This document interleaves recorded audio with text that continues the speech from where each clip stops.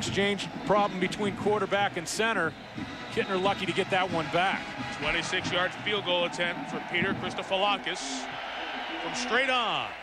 There was a kicking battle between Christophilakis and J.J. Tubbs all week, which continued into pregame today.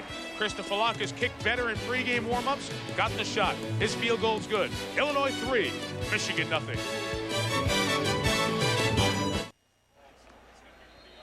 Back in Ann Arbor, Illinois, with a field goal leading 3-0. Michigan now will try to get a first down. The Wolverines have -1 for total yardage thus far. Todd Howard and Marcus Curry await the kick. Howard backpedaling will take a knee. Michigan drive start from their own 20 for the third time in 4 tries. ABC Sports presentation of college football brought to you this Saturday by Original Coors. Nothing beats an original. Olive Garden, when you're here, your family. And Jeep Liberty, the next great Jeep idea. Jeep, there's only one. Some of the beautiful sights on campus here in Ann Arbor. You cannot find a better place or a better day for college football. It's sunny and in the 60s. This Big Ten opener for both teams. BJ Askew carries left side, gets it out to the 23-yard line. You will not see Chris Perry today. The sophomore injured his knee in the win over Western Michigan last week and is sitting it out. So more pressure on John Navarre. Good completion percentage thus far, David. Yeah, but in this ball game, not very good numbers. 0 for 3, 2 sacks, and Illinois is putting up a stone wall. They're playing a lot of defenders up near the line of scrimmage. They're taking away the run, and Navarre has to hit some balls if they're going to loosen up this Illini defense. Needs to get some time to do it also. See what I mean? That is the third time John Navarre has been sacked. Brandon Moore got through there. He's from Gary, Indiana, and that's his second sack of the season. Derek Strong and Jeff Ruffin have sacks already. Now, Brandon Moore is probably the best defensive lineman along this Illinois defensive front, and they're getting great pressure early on in this football game. And they're not even needing much work from the linebackers. That front four is getting penetration on every snap, and Michigan's doing their part in play calling. They're calling pass plays on obvious run downs. This offensive line lost 4 to the NFL. They're being heated up here. Incomplete. The freshman Braylon Edwards was on the run. Nobody looked back. The fans are upset. 4 3-and-outs. But folks, Michigan's given up 4 sacks in the first 3 games. They've given up 3 sacks in the first 12 snaps today. Braylon Edwards, young true freshman, up the seam, and he didn't even look back for the football. Navarre getting so much pressure, he's having to throw that ball out quick. Hayden Epstein's 4th punt. He did not punt last week. Adam Finley did. They heated him up that time, but got rid of it. On the move is Christian Morton. Reverses his field. He's a terrific runner, but nowhere to go. Flags are down as well. And so is the sophomore from St. Louis. It was a 36-yard punt, well covered. Titan Dubik made the tackle on special teams for the reserve tight ends. Illinois is going to get hit with a blocking infraction, and Kurt Kittner is going to start with a little bit less attractive field position on this drive. James Lapatina of the Big Ten, our official this afternoon.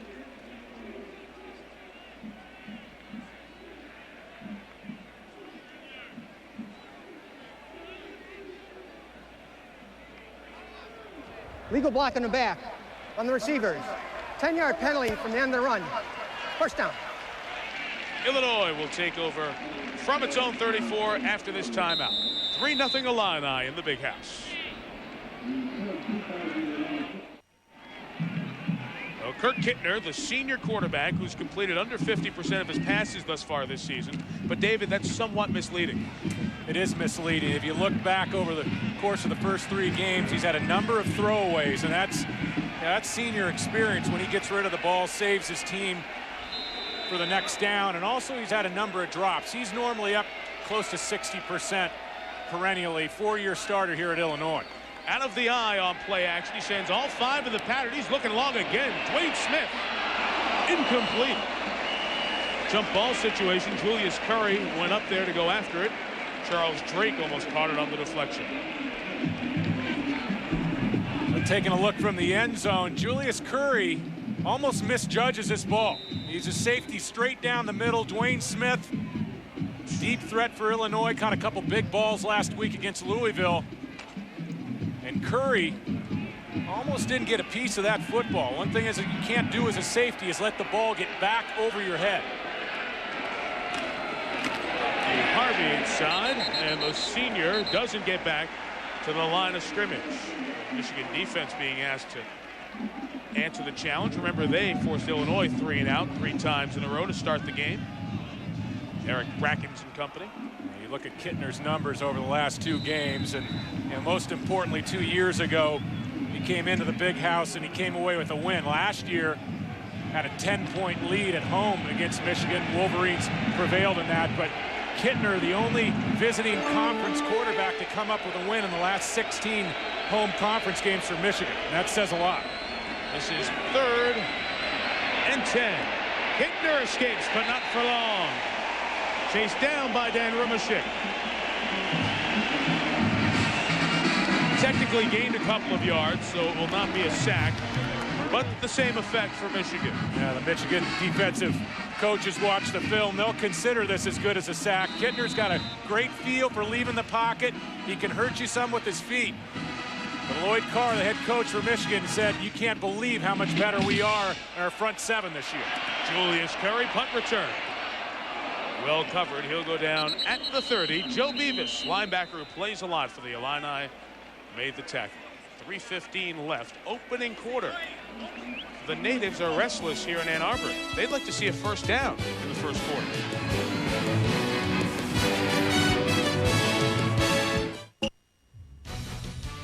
From back in Times Square Stadium, time for the Coors Light update. Kansas State against Oklahoma. What a game. Al Roberson, 57 yards to Ricky Lloyd on the money. They also go for the 2-point conversion, get it, and trail now by just a field goal and ready to get the ball back. We'll keep you up to date, Mike. All right, John, we'll keep an eye on that. What an opener to our doubleheader here this afternoon. If you're just tuning in, Northwestern beat Michigan State. 4 scores in the last couple of minutes. This is a pass. Gonzalez, the backup quarterback, return from Walker.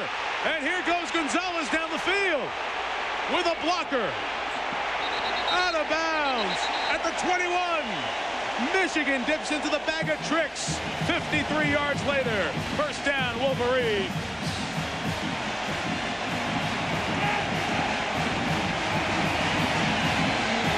Well, they slipped Gonzalez into the lineup, and this is a lateral. You have to have Marquise Walker back behind Gonzalez. It's successfully executed, and then the throw back to Gonzalez. You know, Mike, I was visiting with Stan Parrish, the offensive coordinator for Michigan, just before the game today, and he said you might see some unusual things. And putting Gonzalez in early is definitely unusual.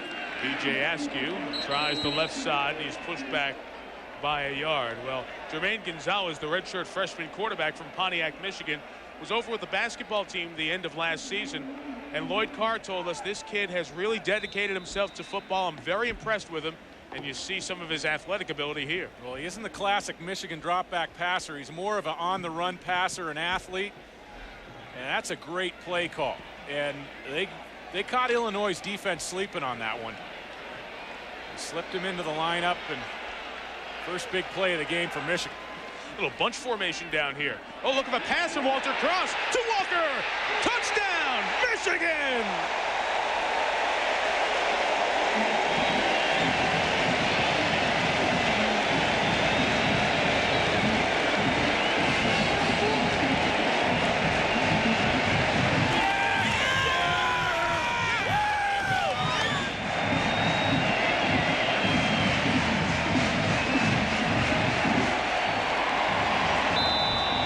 So fans of the Maize and Blue, next time you complain about the play calling, remember those two in the same drive.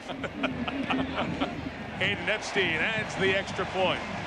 So let's see, we had a throwback to the quarterback from Marquise Walker, and then the senior running back, Walter Cross, comes in with a halfback option to the man from Syracuse, Marquise Walker. Touchdown Wolverines, 7-3 Michigan.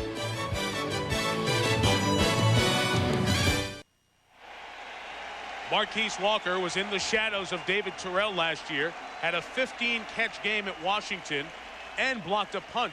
He almost blocked a punt in the first quarter here, threw the pass that got them downfield on that drive, and then caught the halfback option from the unheralded, unappreciated senior Walter Cross. Christian Morton awaits the kick. It doesn't matter who's going to catch it, Morton or Greg Lewis. They've got nowhere to go. Touchback, and we take you back to the touchdown. Yeah, and the key on the touchdown, Walter Cross is going to sell run here. And he makes it look like a run. The linebackers for Illinois. And coming down inside, Marquise Walker was selling a block. Coming back towards the line of scrimmage and looking for linebackers. And then he just slipped into the end zone.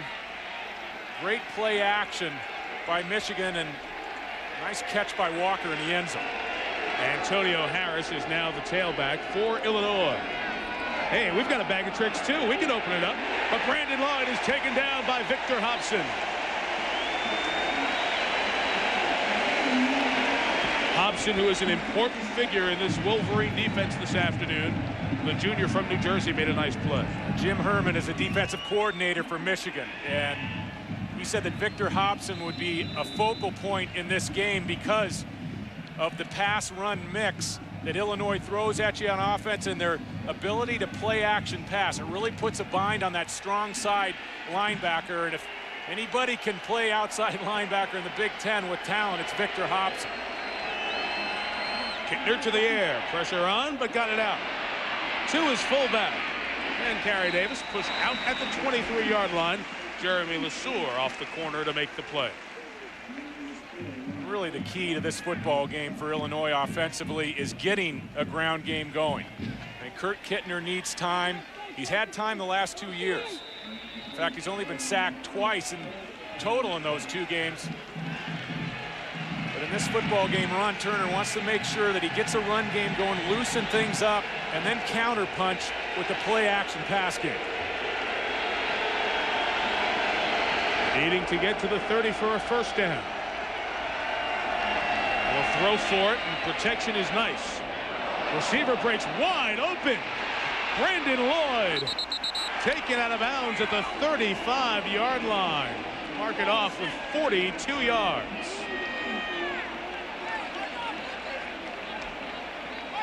Now, Illinois did a great job here. They lined Lloyd up inside.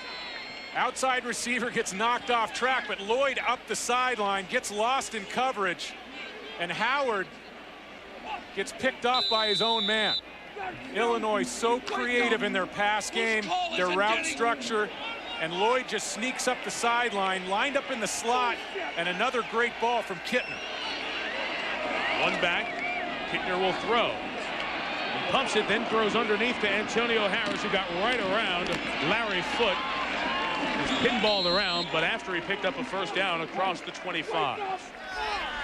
Dan Rumashek eventually made the play. The center, Luke Butkus, nephew of Dick Butkus, down there leading the charge on that little dump down pass. No, Mike, Kurt Kittner is really a high-profile quarterback at the college level right now and has the talent to go in the first round. And there's no quarterback in the country that makes better use of the arm fake, the pump fake, to set up defenders in the secondary than Kurt Kittner. Seen that already on a couple of big completions. Antonio Harris works the left side. Nice cutback by Harris to the 9. First and goal.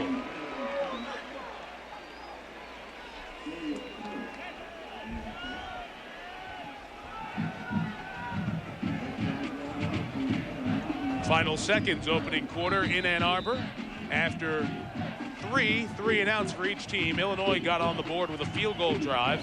Michigan used razzle-dazzle, a throwback to the quarterback, and then a halfback option pass just 2 snaps later for its touchdown. Illinois is now moving in the red zone.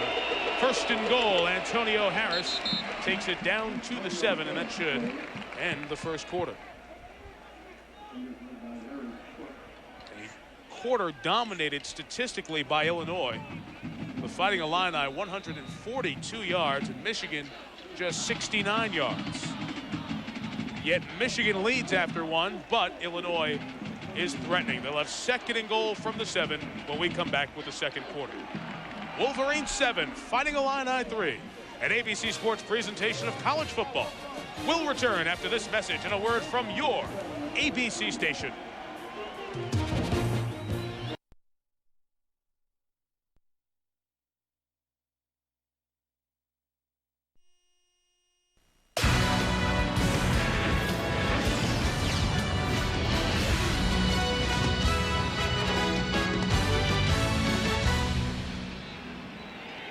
At the home of Tommy Amaker's basketball Wolverines right next door, Chrysler Arena. We're inside Michigan Stadium. Start of the second quarter. 7-3 Michigan, but Illinois in the red zone. 2nd and goal. They'll run Antonio Harris right side to the 4-yard line.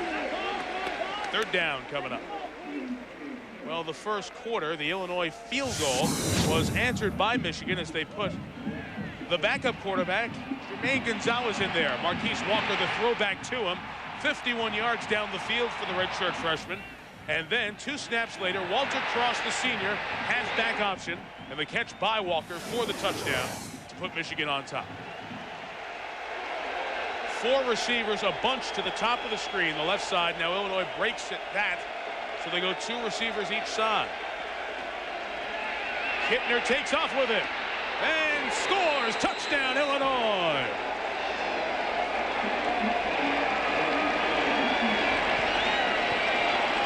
Julius Curry hit him at the goal line, but that designed quarterback run for 6 puts Illinois on top. Well, that was not only a great run by Kittner, but he certainly took on Curry. And Curry's one of the bigger hitting safeties you'll find in the Big Ten Conference. Kittner lowered the boom on it. Peter Christophilakis for the extra point. He's looked pretty good on his 2 kicks thus far after a very sluggish start. The offenses have shown up. 10-7 Illinois.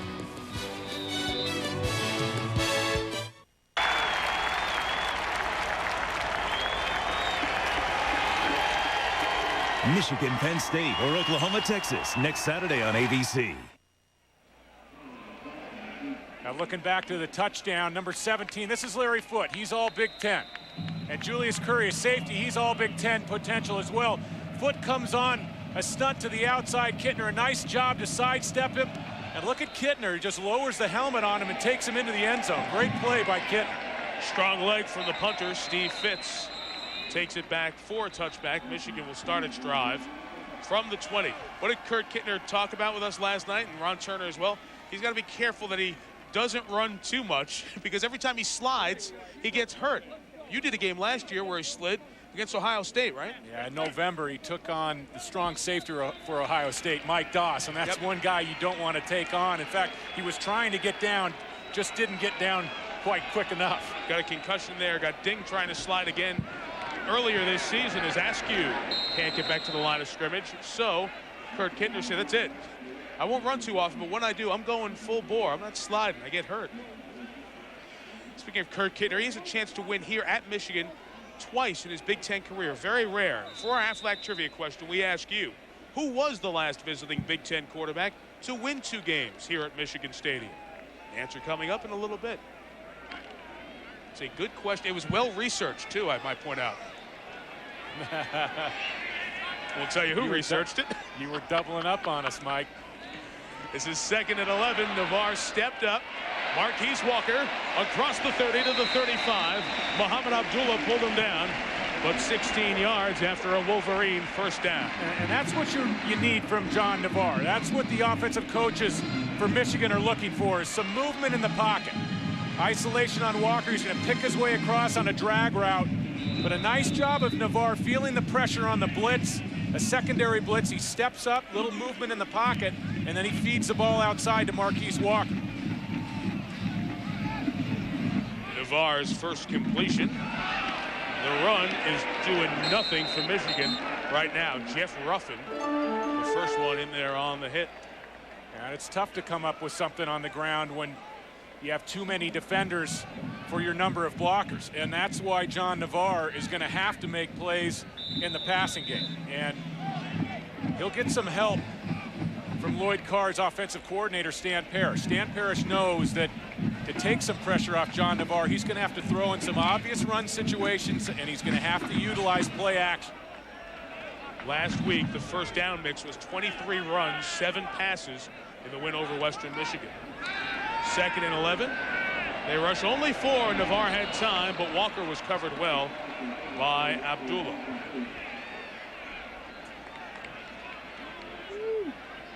The Wolverines next Saturday will take on Penn State. Knocked off again today, the Nittany Lions were, by Iowa, 24-18. You'll see that on ABC Sports next Saturday. Most of you will. The rest will see Oklahoma play Texas. What a finish that was in Norman. Oklahoma beating Kansas State by 1. On paper, coming into the 2001 season, that Oklahoma-Texas game looked like the featured game of the year in the regular season. That should be a great one. 3rd and 11. Walker. Downfield block was great from Braylon Edwards, the freshman. Marquise Walker still going to the 32-yard line. 33 yards. Derek Strong comes back to make the play, but first down, Michigan. Well, that was a great pickup, Mike. Braylon Edwards is going to come inside, and he's got to be careful. If he's blocking before that catch, that's a penalty. This was not a screen pass. That ball was not completed behind the line of scrimmage. Navarre led him across the line of scrimmage, so you cannot have another wide receiver blocking downfield. Braylon Edwards waited just long enough to throw that block and spring Walker to the outside. Empty backfield now as Askew lined up in the slot. Navarre going for the tight end, incomplete. He's thinking about Benny Jopru down the hash. Jopru, the junior from Minnesota, who has 4 catches, including a touchdown. Well, this is John Navarre's 8th start, and he's had a couple big games on the road, losses at UCLA, a loss earlier this year at Michigan, and this is a home game, and this is really a game where Navarre should start to step out of his shell a little bit. On that last ball, he had a tight end open down the field, did not put touch on it. He's got to get better on the throws where he's not putting 100% velocity on the ball. 2nd and 10 out of the gun. They fake the run to the other tight end, Sean Thompson. The senior gains about 6 yards. 3rd and 4 coming up. Christian Morton spilled Thompson, who was injured against Miami of Ohio last year, set out all season. Yeah, a lot of talk last year about what went wrong with Michigan, and a lot of people talking national title, and Sean Thompson, the big tight end, was lost for the entire season, along with some defensive injuries. Really hurt Michigan. So much talk about the talent they had on offense a year ago, but they really missed Thompson at that tight end position. 3rd and 5. Walker again in motion out of the backfield. Navarre finds him on the run. So good at making the first guy miss, and he almost snuck free from Eugene Wilson that time.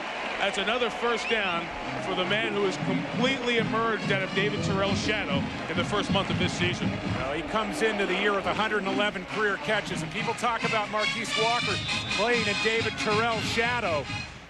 It's time for Walker to emerge. And how about the game he had up at Seattle a couple weeks back? 15 catches.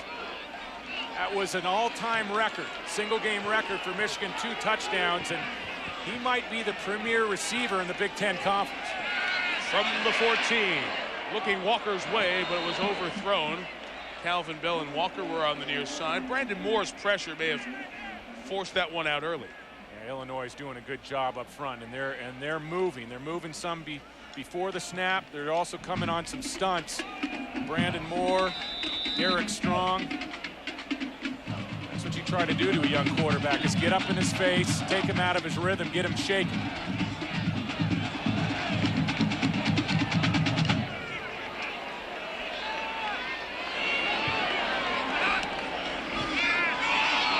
Here is Askew up the middle. Touchdown, Michigan.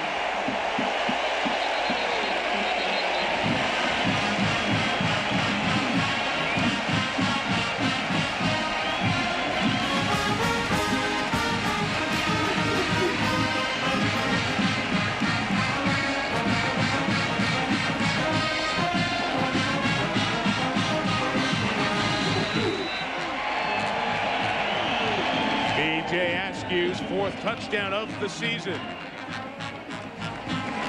Hayden Epstein's 12th extra point of the season.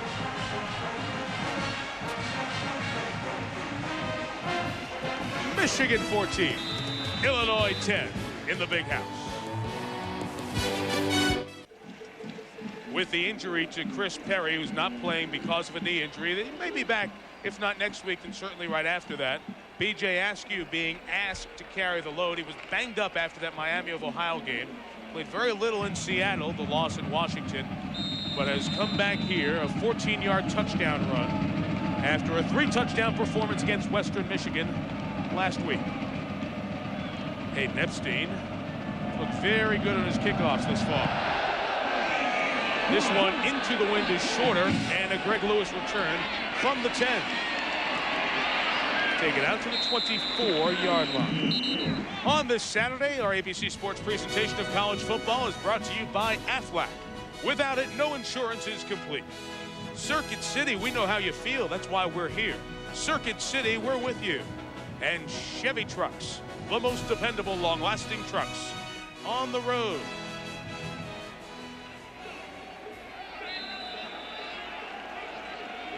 The Law Quad on the Michigan campus.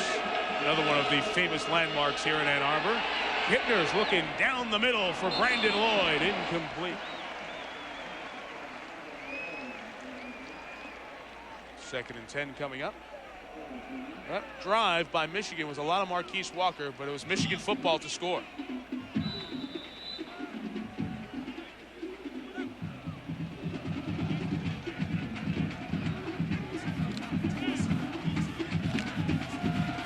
Little pass look and then Askew. Moving on the inside, a nice cutback run by BJ. Very familiar with finding the end zone last week. Not much room with Victor Hobson waiting for Rocky Harvey.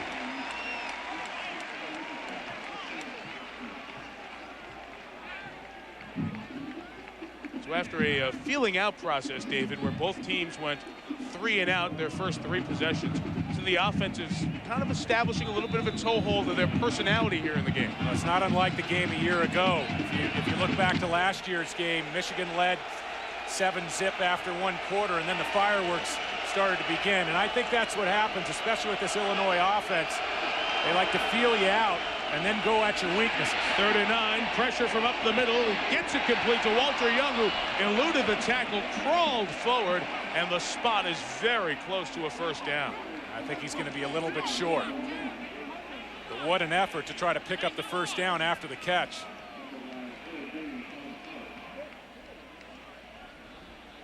We talked about Michigan this year. Looks like Shante Orr getting held a little bit at the top of the screen there. David Deal had him by the shoulder pads, and Jake Freisinger from Grosse Ile, Michigan, came right up the middle. Now, this is a new look defense for Michigan, and not only do they have great talent throughout their front 7, they've got some very seasoned veterans in the defensive backfield, and they got great depth. The ability to rotate the pass rushers is making a difference today against Kittner in the pocket. Look at the 4th down conversion rate, pretty stellar so far this year. How in the world did you see that he was just short with those 40 Michigan players blocking out the ball? Yeah, you can't go for it. You can't. You can't. That's just one of my special gifts. Is that what it is? The crowd, small crowd on the road here from Illinois. There's no way you can go for it on 4th and inches inside your own 40. 14-10 game. Punt this one away every time. You think Kittner might just stay out there and try to draw him off? You're surprised, aren't you? I would be very surprised if they snap the football here. They may try to draw Michigan offsides, but if they do try it, Kurt Kittner's a pretty big quarterback, 6'3", 212. I go with the quarterback sneak here. Well, 110,000 people will give you a better idea of what happens on this play than we will. I doubt 4th and inches. This is really tough. Inside your own 35-yard line this early in the game. I don't agree with it if they snap the football here. Whoa! They did snap it, and I don't know. There was a surge of maize and blue across the line. Well, Kittner took a step back, and that's pretty dangerous right there. They allowed some penetration from the Michigan defensive line, but Kittner was second effort, tried to pick it up. It's all in the spot. Yeah,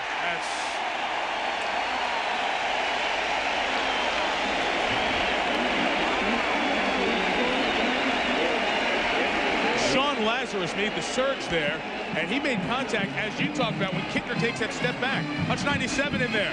Yeah, and Kittner, he didn't really take a step back, but it took a while for him to gather himself. And as a quarterback, especially in a big play like that, you've got to get some forward surge immediately. Lazarus, a great job of getting the penetration. That's it. He just made a great instinctive play as the ball moved. He got there. Golden opportunity for Michigan. Navarre looking to make it pay off. Touchdown! Ronald Bellamy, great catch!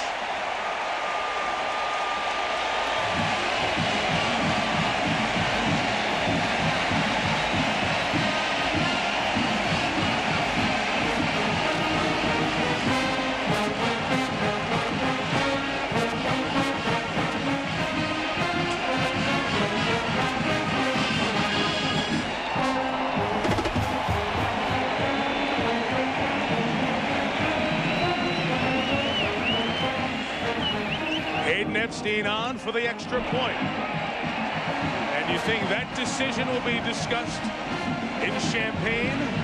21-10, Michigan.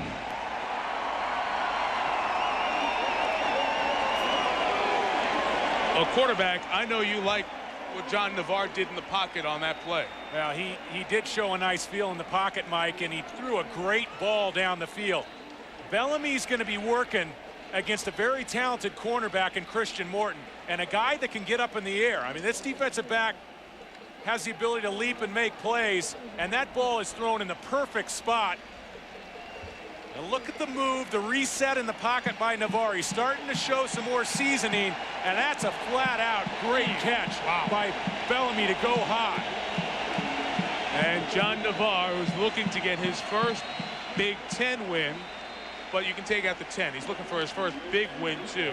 Remember, he was the starter when Drew Henson got hurt, but in the Illinois game last year, they lost at UCLA. In the game against the Illini, Henson came in and never gave the position back up. Well, this is his first big game at home. You know, he's been on the road against UCLA, Washington, Illinois, and it's always better if you're a young quarterback, you got the fans on your side. Greg Lewis on the return. Nice kick coverage here by Michigan. Stopped at the 15. That's a very interesting time. There was plenty of time in this game.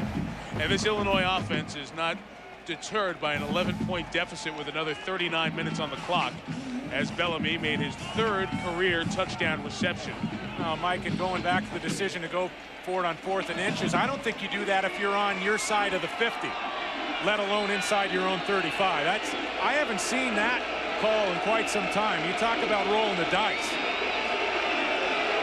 From the 16, Kittner. Nice little dump down to Rocky Harvey, who is stuck by Marlon Jackson. Outstanding looking freshman. We told you Kittner is trying to become a Big Ten visiting quarterback to win at Michigan Stadium twice. Who was the last to do it?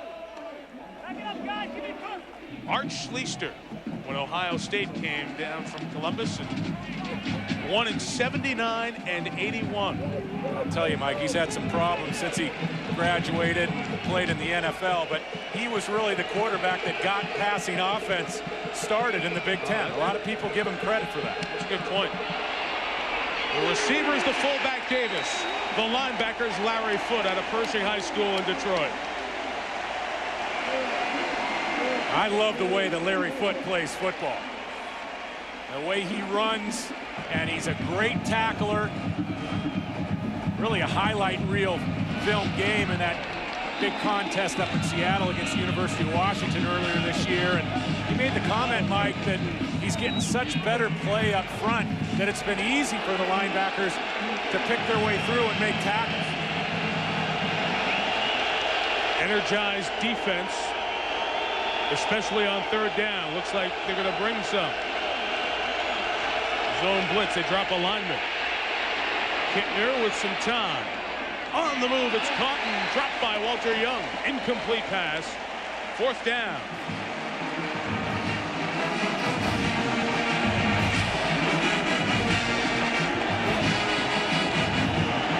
Well, Kittner definitely got the protection, and he had Young wide open, and that is not like Kurt Kittner to miss a wide open receiver, especially in a big 3rd down situation. punt by Steve Fitz is gorgeous. Wow, what a kick. Julius Currier picks it up at the 15 and returns it out to the 27-yard line. Whew. Good time to get a 69-yard punt.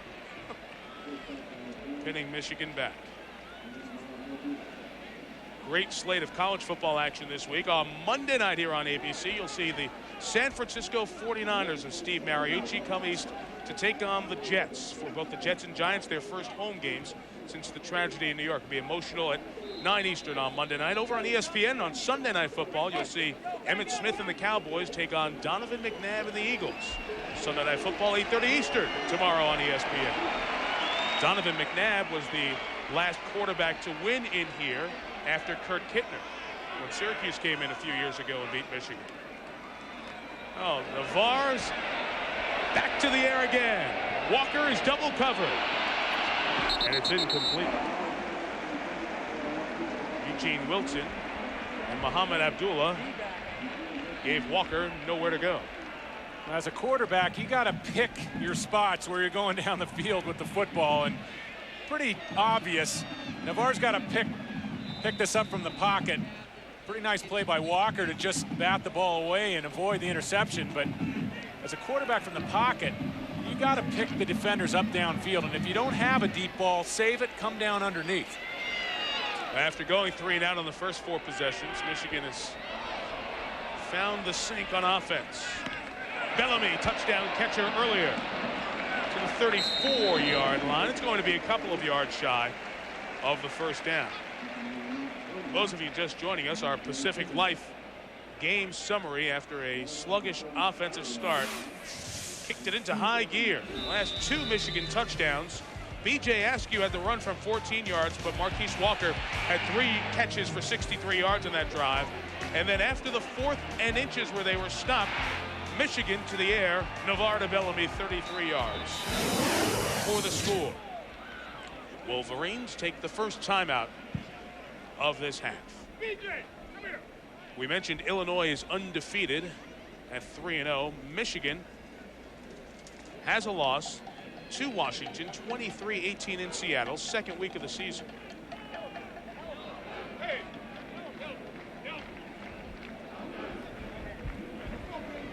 The road team has won the last 2 games in this series, controversial fashion last year in Champaign.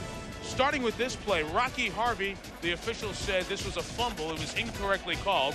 Michigan got the ball, and on the ensuing drive, A-Train, Anthony Thomas, was on his way, but clearly lost the ball on the way out.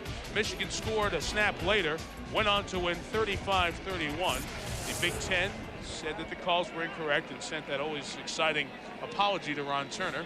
I don't know if Ron has framed that and put it up in his office. An apology doesn't mean much, does it? Well, and we asked Ron yesterday if it's been motivation for his team this week, and he said his coaches, they didn't bring it up because you can't live in the past. But it's one of those, don't you think, as a player, you don't need to bring it up. That's tough. I mean, you know definitely it's in the back of the minds of the Illinois players. And Ron Turner is trying to stay focused on this year's game. 3rd and a couple, passes deflected and incomplete. Tarek Strong. Looked like a volleyball spike. Where's Karch Karai when you needed him? He threw that back. Getting some of the UCLA kids involved there, Mike. Well, after you go Karch Karai and St. John Smith, my volleyball roster, it ends there. Very limited. Hayden Epstein, busy early, on to punt. Broke his pinky finger. Thus did not punt or kick off last week. They were worried about him catching the ball. He's been just fine in practice this week. It's a violation of the halo by Brandon Williams. And Eugene Wilson's catch will have 5 yards added to. For the safety of the punt returner, can't be within 2 yards in a circle when he catches. This was no doubt about it. Yeah, Brandon Williams is an experienced cornerback, played a lot of special teams for Michigan, and that's just a mental error. Well, granted, you only give up 5 yards, but he knows better than that. And Lloyd Carr's coaching style, he's going to let him hear it. We'll be right back.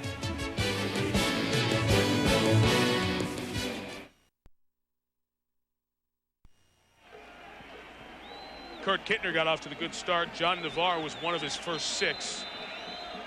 Kind of picked up the tempo a little bit. Some quick passing by Michigan and better pass protection.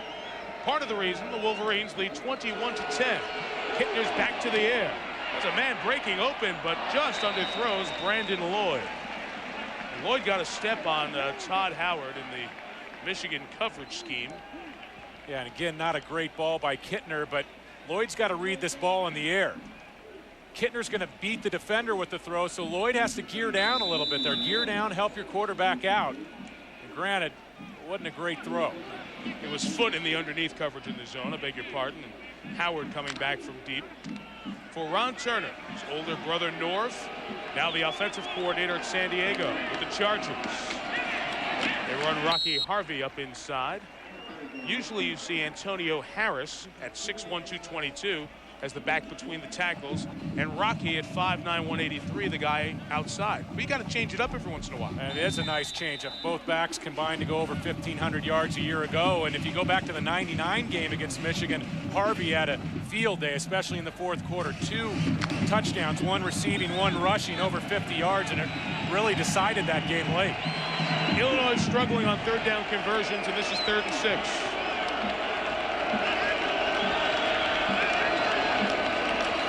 Michigan rushed just 3. It's a little leak out for Harvey. Lost the ball, but it was recovered by Dwayne Smith at the 44, 1st down. Good job of paying attention by the sophomore receiver. Yeah, nice play by Moorhead, but you know, it was also a great job picking up the 1st down after the catch. The one thing Harvey didn't do was secure the football, but a nice feel of swinging out on that screen pass and moving it up, keeping the chains moving for Kurt Kittner in this offense. Check out some other scores, top 25 and otherwise, as Kittner's play pass is incomplete. Brian Hodges could feel Todd Howard coming. Howard's Illinois born from Bolingbrook. That's called leading your tight end into a hard spot in passing game vernacular. You ever heard that complaint from a tight end before, old quarterback? As a quarterback, you've got to help your receiver out and not lead them into defenders, especially a squatting cornerback, and number 3 was waiting there. Fullback Carey Davis is that motion man. He does that a lot. Foot does a great job of tying up Antonio Harris in the backfield. David mentioned it earlier, the performance by Larry Foote. All the tackles for loss. He leads the conference with 9 already this year. Yeah, he's a lone returning member of this Michigan defensive unit with first team all Big Ten honors. And you know, it's safe to say that when you're getting the play, you're up front from this Michigan front 4. Foot's free to run and make tackles, and he's doing just that. And with his first half performance here, he now has the all-time Michigan record, tackles for loss. 4 in the pattern as Michigan brought pressure, but still the sack from the safety, Charles Drake. It was a little running back on Charles Drake, the big hitter, and the free safety won. Michigan bringing the free safety blitz, as you said, Mike, and now Kittner only sacked twice over the course of the last 2 games against Michigan. You get put in a 3rd and 14 situation, obvious passing down against this defense, the newly improved Michigan defense, and it's going to spell trouble. The Fitz kick, not as long as the last one, returnable for Julius Curry. Takes it out to the 33-yard line. It's Derek Strong, the starting defensive end, on the special teams tackle. What a great day it's been, not just in the Big Ten, but around the country. And we'll get you all caught up with scores and highlights from Times Square Stadium in New York. John Saunders, Terry Bowden will bring you the Valvoline halftime show.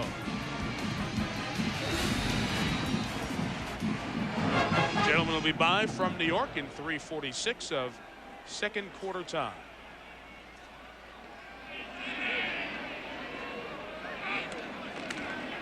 And Navarre gives to Askew, the only Michigan back to carry it today. And BJ is stopped at the 37-yard line.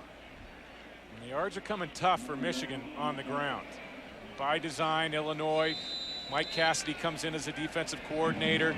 The attacking style defense, outnumbering the blockers up front with his defensive players. But again, Michigan is Michigan. And even when you're outnumbered, they'll continue to try to pound away at you. Then they'll take their shots up top. Looking over the tight end, he's covered, but in the middle, the other one's open. Bill Seymour across midfield into the 43. Two tight ends on the same side. Benny Jopru and Bill Seymour. They covered one and left Seymour free. A marker's down, back by the quarterback, and it's roughing the passer.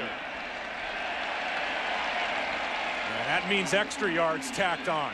And what a luxury for a young quarterback, John Navarre, and this football team. That definitely came late. Personal foul.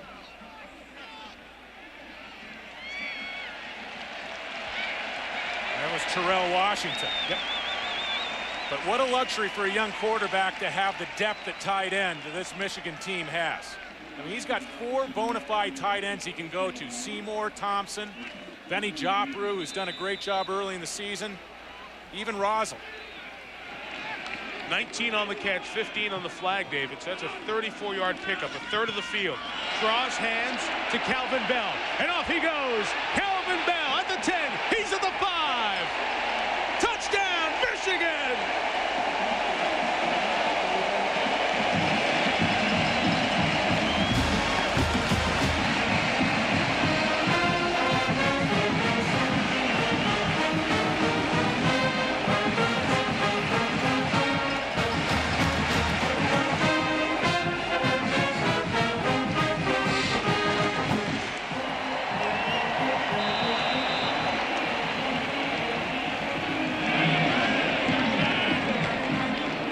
That took less than a minute.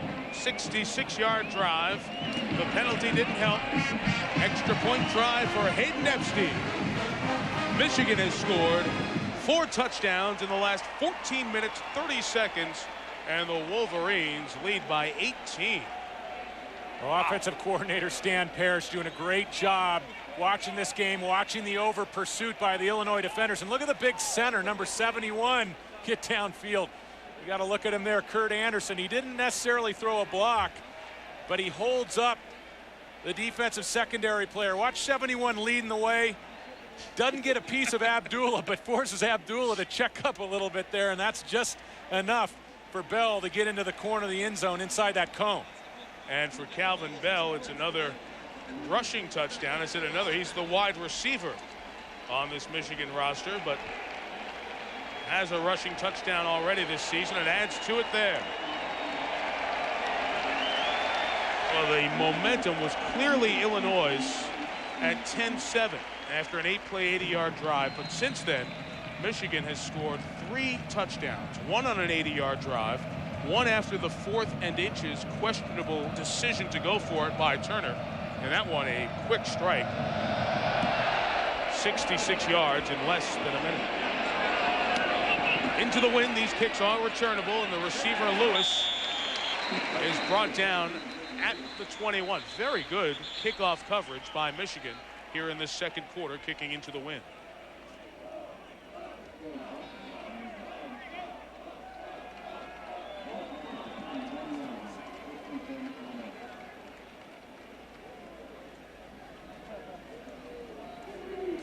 So this Wolverine offense, after 3 and out early and often in the opening quarter, is cruising along right now. This will be an important drive for Kurt Kittner in Illinois. Yeah, and if there's any sort of silver lining in a 28-10 deficit, you go back to the 99 game here, and this Illinois team trailed 27-7.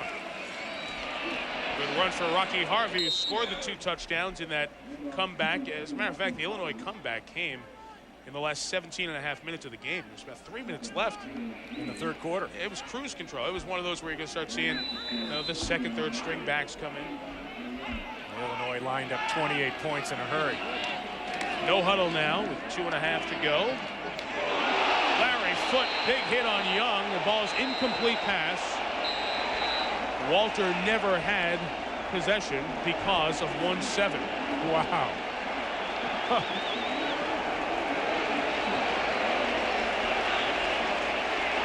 Walter Young is not going to appreciate Kittner much on this play. coming on the crossing route, you got to run your route. I mean, you can't come off route. And Larry Foote absolutely lays the helmet on him. That was pretty close to a fumble. Yep. Possession in a couple of feet. Penalty markers down as Illinois' offense is just a little off balance right now. Michigan's defense wanted to get pressure on Kurt Kittner. They've done some of that. Prior to the snap, dead ball. Ball start, offense. 5-yard penalty, still third down. Michigan has a sack, but more importantly, they've made Illinois one-dimensional. Let's take one more look. The crossing route, Young. I didn't quite have that football secured. I don't think he had. I think that Young was checking Foote upfield before he checked security on that football. I don't blame him. I don't either. Now it's 3rd and 6 instead of 3rd and 1. And Kittner's pass is complete to Eric McGoey, sophomore who was good in a 2-minute drill late first half in the win over Louisville in Champaign last week. First down, Illinois. He also had a heck of a game last year against Michigan. Made some key catches in that 35-31 shootout. Nothing for the tight ends. Have only caught 3 of 53 completions on the year, so that's not a glaring mistake in Illinois' offensive distribution. Kittner lost it. Got it back. That's a couple of times now they've had exchange problems. Clock continues to run inside of 2 minutes here. That's pretty unusual. I mean, Luke Butkus, all Big Ten performer at center. Kittner, 4-year starter. Very unusual to have 2 snaps fumbled in the first half of this game. 2nd and 13, covered long. Kittner on the move, threw it away. And he has been very good doing that this year. His completion percentage is just under 50, but Ron Turner went back and watched film this week and said there are a lot of balls that have been dropped on Kittner and a lot that he's thrown away, which is a good thing for a senior QB. Yeah, but we were also talking to Kittner, and he said, you know, I have not thrown the ball as accurately as I'd like to throw it here. And if you break down the film, Louisville last week, and you look at the Cal film, Kittner would agree with you. This Michigan defense is doing a great job getting pressure without blitzing. 3rd and 13 run that Larry Stevens says, thank you very much. Michigan take a timeout here, stop the clock. Whoa, whoa, whoa. But that punch, didn't know if you're allowed to do that without a flag. Here comes the timeout at 1:26 before halftime. Michigan 1 timeout left. Well, tomorrow on ABC Sports, we'll keep it in the Midwest, take you down to Indianapolis for the Formula One SAP US Grand Prix. Michael Schumacher and some of the elite recognized athletes around the world, Formula One drivers, bring their multi-million-dollar teams to the U.S. It's tomorrow, 1:30 Eastern on ABC. Schumacher this year is going to make $30 million. Talk about Alex Rodriguez. That's 8 more than A-Rod. So A-Rod's not the highest paid guy in sports. Not that he's complaining, mind you. Well, they tell me you're not doing too bad either, right. Mike. You know, you said that when you asked for the dinner check to be passed over on the road here. Well, Kurt Kittner has a very good start.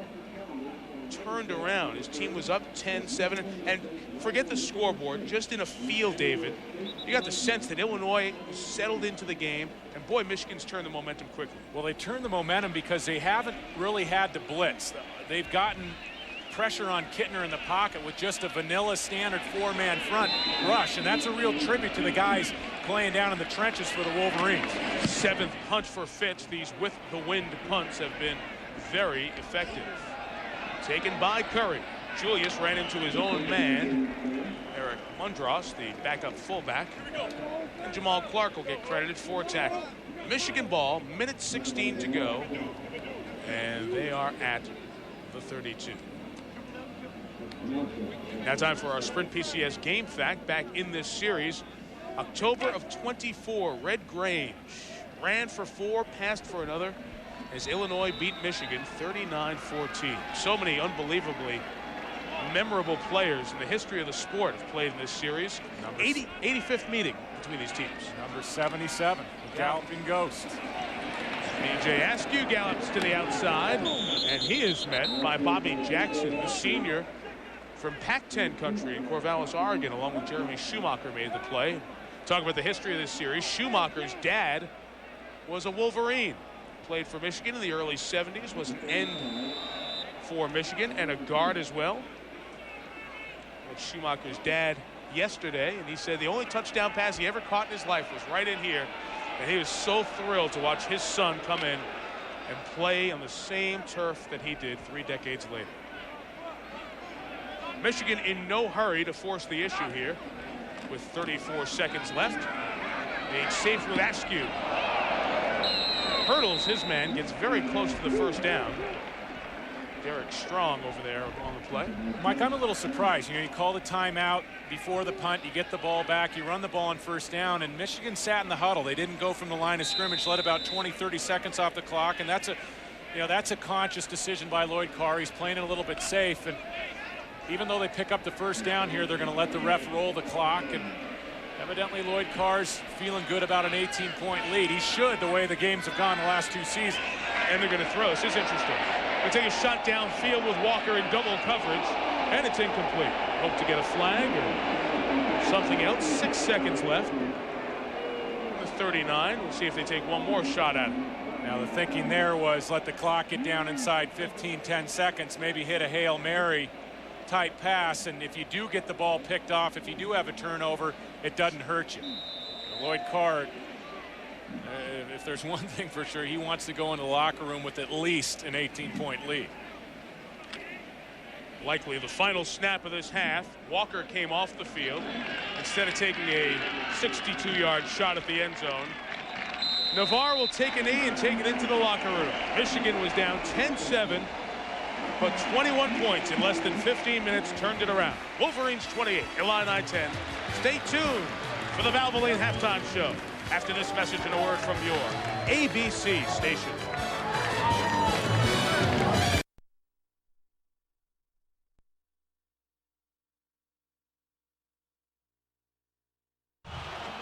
John and Terry, thank you. Karen England's the first female drum major in the 104-year history of Michigan Marching Band, directed by Jamie Nix.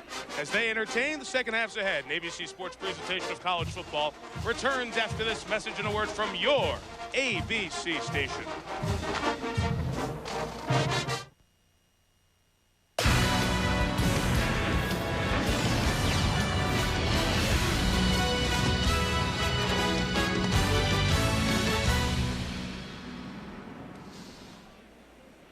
Welcome back on this glorious autumn afternoon in Ann Arbor. 100,000 plus strong. They start another Big Ten season here at Michigan. Wolverines leading 28-10, scoring 21 unanswered first half points. Mike Tirico, David Norrie back with you. David, let's take it back through the first half and the highlights, starting with this Walter Cross pass to Marquise Walker. Got a great job by Stan Parrish, the offensive coordinator for Michigan, of the play calling on that drive. Kittner strikes back on a touchdown, the quarterback draw, and then a great job of cutback running by Askew to score for Michigan. Navarre goes down the field to Bellamy. Nice catch by Bellamy, and then the touchdown on the reverse to Calvin Bell, and that gave Michigan the 28-10 lead. Calvin Bell's run was 28 yards on that reverse. Also a 4th and inches decision by Ron Turner that was not picked up. That led to the ensuing play, the touchdown pass that you saw to Bellamy in the back of the end zone. Michigan will get the ball to start the second half. So Illinois' defense will have to make an early statement. They did to start the game. Turning the Wolverines away, 3 and out for the opening few possessions. Steve Fitz with the kickoff. And a return after confusion. Todd Howard finally took it at the 10. And returned it a dozen yards to 22. Special teams tackle made by Nick Piazza. Let's check the Morgan Stanley well-connected storyline here this afternoon. Illinois' defense had 3 sacks in the first 10 snaps, but then Michigan was able to get some time, get some comfort in the offense, and come up with 21 unanswered points. And David, why don't you expand on the point you made of the play calling decisions that were made by Stan Parrish? Well, Stan Parrish and the Michigan offense, they were not having a lot of success, as you said, Mike. And I think the trick plays and the reverses and some of the unusual things that he did in play calling loosened up the Illinois defense and certainly had a big part in giving Michigan an 18-point lead.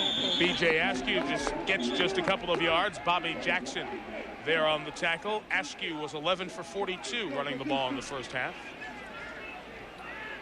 And John Navarre in that first half was harassed some by this Illinois defense. And again, a lot of talk about the attacking style of defense that Illinois employed this year. And Navarre, to his credit, even though he's been hit, he's had some hurries, a couple sacks, he's done a great job of sitting in against this rush. Pass by Navarre, caught by the tight end Bill Seymour at the 31-yard line. 3rd and 2 coming up. You talked about the defensive style of Illinois. Mike Cassidy has come over from Oklahoma State. And if you were watching halftime with John and Terry, Terry was talking about what Kansas State did against Oklahoma offensively. They blitzed a lot. Well, what Mike Cassidy, the new defensive coordinator here, did last year to Oklahoma should be the blueprint, because Cassidy held Oklahoma to just 12 points. Yeah, and what he did is he went with zone. He went with 3 deep defenders, 5 underneath in the zone instead of manning up on that talented Oklahoma wide receiver group, and they almost pulled off an upset. They were down 12-7 inside a minute to go. Oklahoma State had 1st and goal on the 6, but they weren't able to score and upset the Sooners. Sooners went on, of course, to win the national championship. Askew could not get the first down. It's 3 and out. Now Eugene Wilton will be the lone return man back for Hayden Epstein's punt. 42 yards, and just the pressure forced by Marcus Curry helps allow a very short punt return.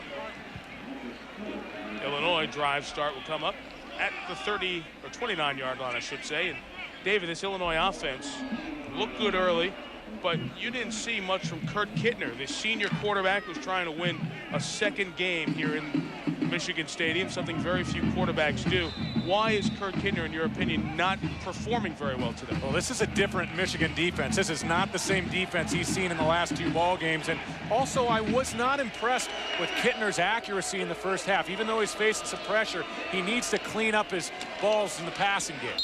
Carey Davis, the fullback, gains a couple. That's something they used early in the first half as well. Larry Foote, the tackle. Foote was the top tackle man in the first half. And you look at this type of pressure, and that can affect your accuracy some. But, you know, going back to that first half, there were times where Kittner was free, and he got protection or he moved outside of the pocket, had a good look downfield, and just missed open receivers.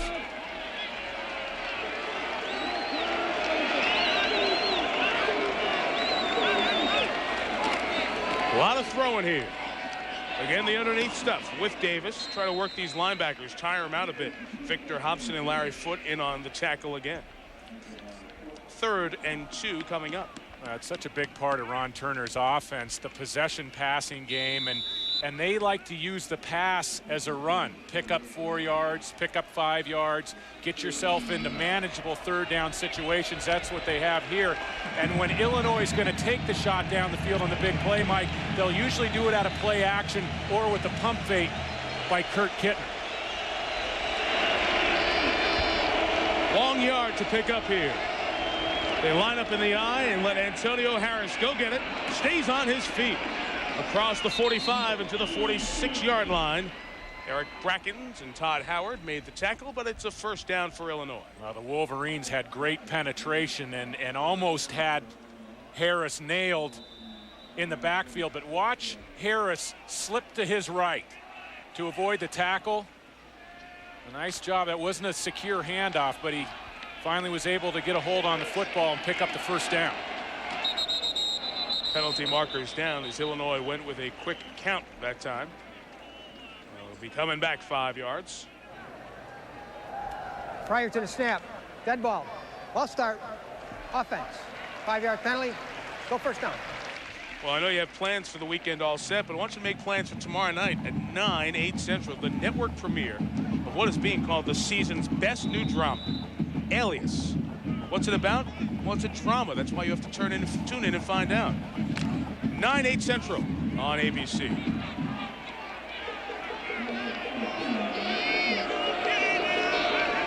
After the flag, 1st and 15. More to the backs. Antonio Harris.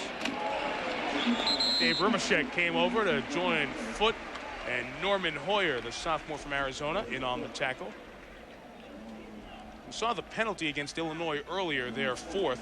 Michigan, which was just very poor in the discipline category, 13 penalties, too shy of a school record last week, had just 2 penalties in the first half. It's been a pretty cleanly played football game, and when you look at a Turner coach team, a Lloyd Carr coach team, they don't like to make mistakes. No turnovers yet in this football game, and a turnover would be key for Illinois. 2nd and 15. Steady diet of passes to the backs. Rocky Harvey. Well, the block was attempted by Jay Huga, but no taking it for Marlon Jackson. Yeah, and Marlon Jackson, number 20. A lot of people talking about Marlon in comparisons with Woodson, the great cornerback that played here at Michigan, won the Heisman Trophy, and keep an eye on number 20 in the years to come. He is a special one. Well, Jim Herman, the defensive coordinator, said, like Woodson, he's not intimidated from the time he walked on campus here as a freshman. That was one of the distinctions between those two guys. And he plays like it. He plays with a brash style on the outside, and he's not afraid to match up with anybody. Timeout Illinois, their first, facing 3rd and 11 from the Illini 43.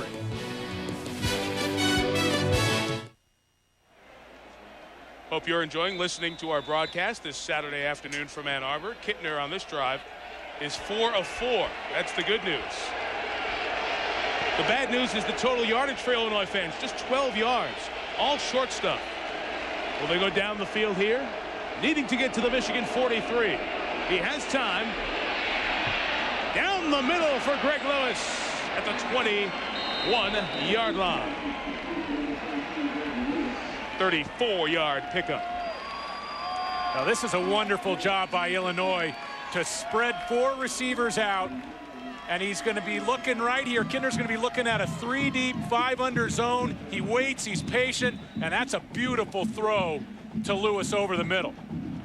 But the key was the protection, and a nice job on the dig route, the deep crossing route by Lewis to find that soft spot in the zone, and then the ball arrives right on time. Kittner to throw on 1st down. Looking for a touchdown. Incomplete. Hand fighting between Walter Young and Todd Howard. Howard lost his helmet. 2nd down. Yeah, that was a great battle in the end zone. And Young was looking for a ball to the outside from Kittner on the fade route. And that's just a super job by Howard. Not only playing with position inside, but getting his eyes back to the quarterback. You won't get flagged if you get your eyes back to the football and make the play, even if there's contact. Howard, one of the most cagey defensive backs you'll find in the Big Ten Conference. He knows how to play. He's got a lot of experience. Giving up 7 inches in height on that battle, too. Did a nice job. 2nd and 10. Down the middle. Incomplete. Almost a circus catch by Cary Davis, who couldn't pin it to his shoulder pad. 3rd down coming up. Well, Cato June is going to gamble here and might have just gotten a piece of that football. Cary Davis at fullback is as good as you'll find from the fullback position, coming out of the backfield and catching passes. Last week, 7 receptions. Jameel Cook a year ago for Illinois, the fullback, caught a whole bucket load of passes. Fullback is a big part of this passing offense. Davis has 6 catches already today. Number 7 would have been 6 for the Illini. Instead, it's 3rd and 10. A little slant route's incomplete for Dwayne Smith. 28-10 is the score. From here, the field goal would be 38 yards. And Christophilakis, the kicker who won the job this week in practice and pregame warmups, comes on. If you feel confident about your kicking game, it's a no-brainer here. You go ahead and you line up for the field goal, try to cut the lead. But as of last week's game, 2nd quarter against Louisville, the kicking game for Illinois started to turn into a bit of an adventure. Officially 38 yards. And good. It's been a solid kicking show from Peter Christophilakis. That's his career best. Couple of field goals today. 28-13. The Wolverine lead now 15.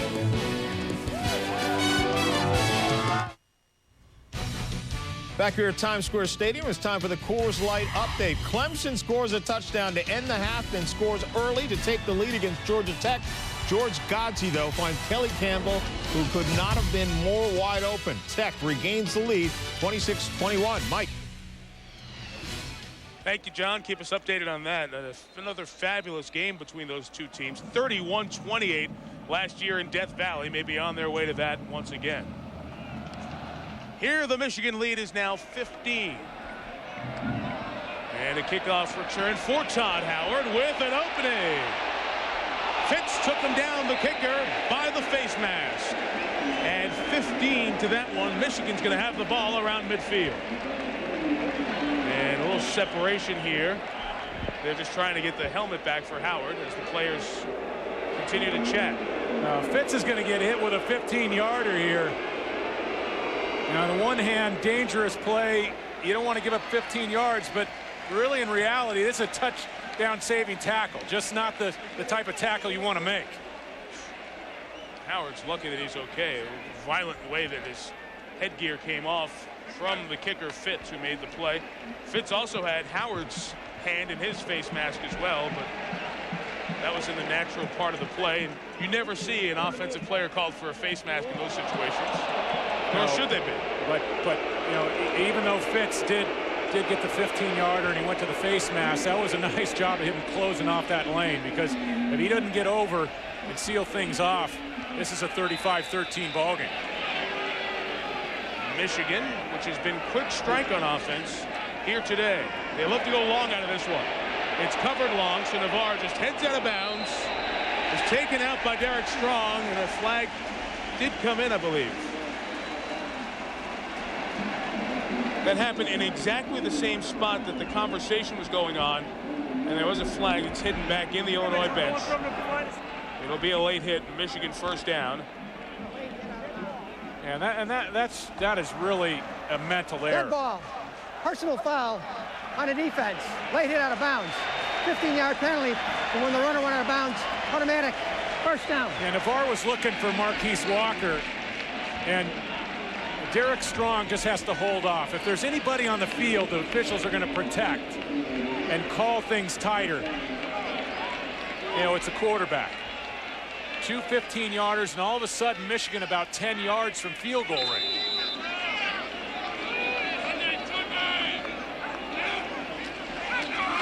Navarre on the draw, Askew. Strung out by Jackson, stilled by the combination of Wilson and Schumacher, the corner and linebacker for Illinois. ABC Sports presentation of college football brought to you by Pacific Life. Annuities, insurance, investments. Discover the power of Pacific Life. General Motors, together, let's keep America rolling. And Capital One. What's in your wallet? 75th season of football here at Michigan Stadium. The 452nd game here this afternoon.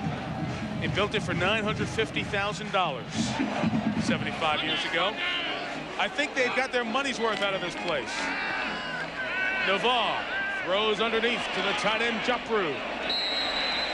Just very marked, he might be closer to the first down than I thought originally. Muhammad Abdullah made the second down tackle. Japru, it gives you a lot of athleticism, the ability to run, and he's got great hands, just another weapon that Navarre can go to. And speaking of weapons, how about the 4 offensive linemen that Michigan lost? Yeah, their graduation. All 4 starting in the NFL. And if you look at this new offensive front for Michigan, I think they're doing a great job, with the exception of Jonathan Goodwin, all new starters, youngsters, and they're doing a good job as this game goes on. Askew inside on 1st and 10. Gets about a half yard. Mike O'Brien, the starting defensive end, made the play. He talked about the offensive linemen.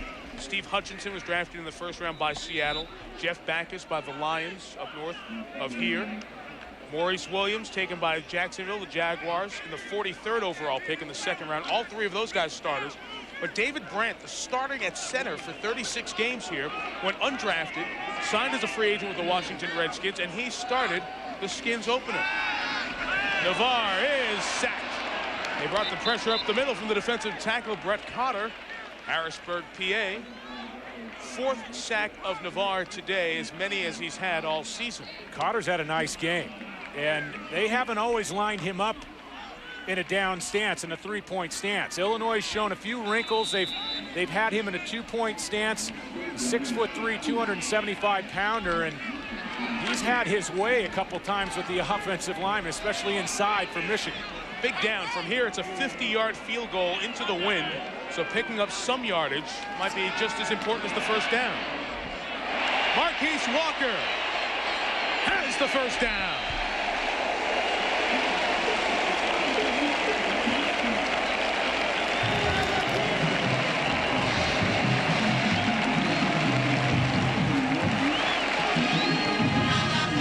John Navarre's going to pick up the blitz on the right side, step underneath. A nice job by his back to pick off on the block. And Navarre's starting to come of age. Now he waits, he ducks up underneath that blitz, and has the patience to wait for number 4 to come open on the crossing route. 1st and 10, Michigan back in the red zone, where they've been terrific this year. Askew on the delay. Takes it down to the 13-yard line, and Illinois' defense, Derek Strong, who made that play, and the rest of the Illini crew only allowed an average of 13 points a game this year against weaker competition, California, Northern Illinois, and Louisville. Really need to come up with a stop here as time starts running down here in the 3rd. Yeah, and as a young quarterback, Navarre should get in the huddle and make sure he talks to his backs and say, hey, we've got 3 points in our hip pocket. We've got to lead. Ball security is important. Let's at least come away with 3 points. Navarre thinking about left. Brought down. The sack's made by Jeremy Schumacher. If you weren't with us in the first half, his dad was an end and a guard at Michigan. His son playing at Michigan Stadium here this afternoon. This new Mike Cassidy defense, what it does is it gives kids abilities to blitz. If they see a certain look, they make the decision, they come, and they've really responded. This defensive unit for Illinois, the chance to run and make plays, a lot different from the defense a year ago, Mike. Good pressure unit. Maybe they'll bring some pressure on 3rd and 15. And they run Askew up the middle. Strong held on. Got pushed forward by the combination of Strong and Lamont Holden. At the 14, from here it will be a 31 or 2-yard field goal for Lloyd Carr's kicker, Hayden Epstein. A year ago, things came a lot easier for Michigan on the ground. They racked up 341 yards on 55 carries in the game a year ago. It hasn't been easy because of Illinois' numbers up on the line of scrimmage, and I really like Stan Parrish's job of play calling. That last call was not designed to pick up a first down, but it picked up the necessary yards to get Epstein closer and give him a sure shot at this 3 points. 31-yarder, had 1 block at Washington. This one is good.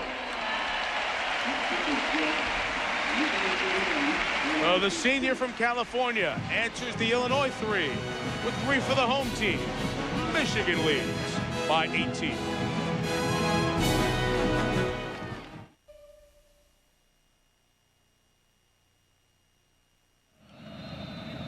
Michigan answers Illinois' 10-play field goal drive with a Wolverine 10-play field goal drive. 31-13 as Epstein kicks. Gene Wilton made a couple of men miss and ran into his own blocker, Dave Hildebrand. The Illini drive will start at their own 22.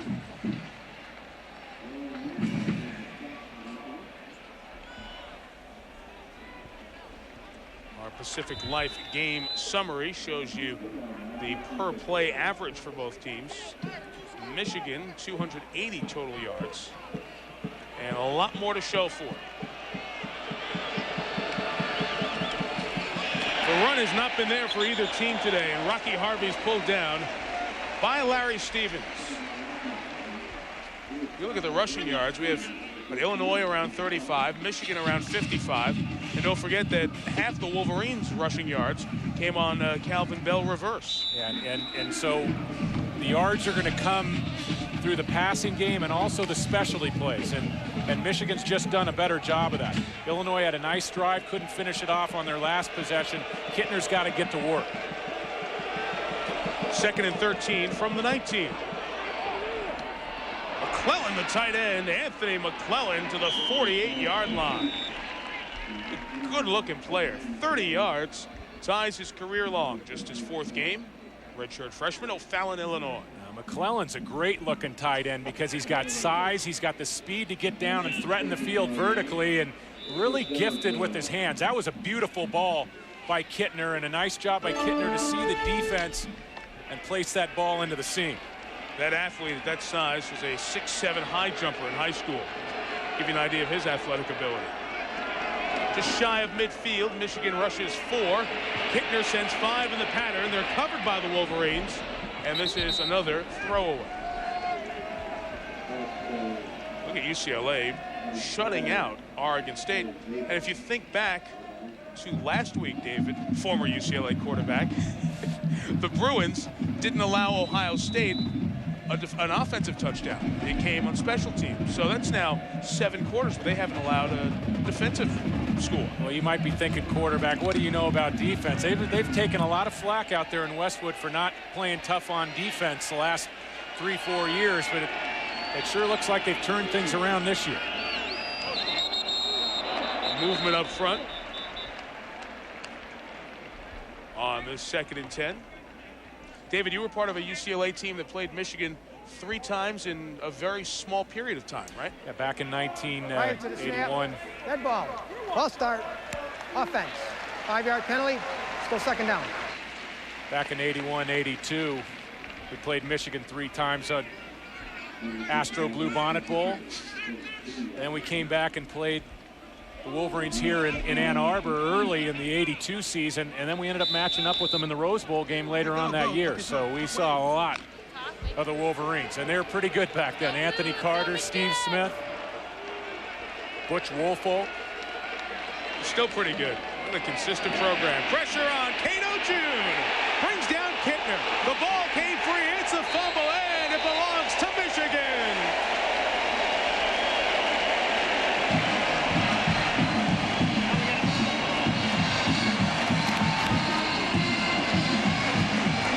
Rumashek, the recovery. Now the blitz is going to come off the left side. A safety blitz. Rumashek penetration, but Cato June with great speed. And what a job with the off arm. Watch him use the right arm to strip the ball. Kids are taught to play football that way in this day and age. And when you have an opportunity for a turnover, you go for the strip. And June just really made things a lot tougher on Ron Turner and this Illinois team. What a play off the left side by Cato June. And Michigan loves to take a shot at it very often after getting a turnover. Navarre screen Askew. B.J. Askew still on the move to the 18-yard line.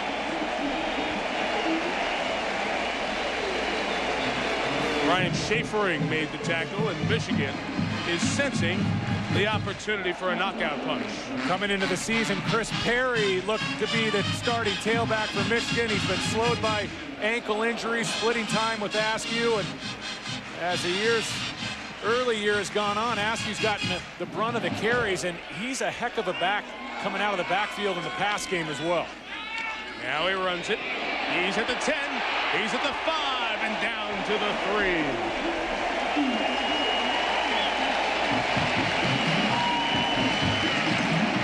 This Michigan offensive line, a lot like earlier in the year in Seattle. Slow start in the football game. They start revving up the ground game. And this offensive unit is looking more and more like the classic Wolverine units of old. Nice push up front by the offensive line. Askew. Touchdown!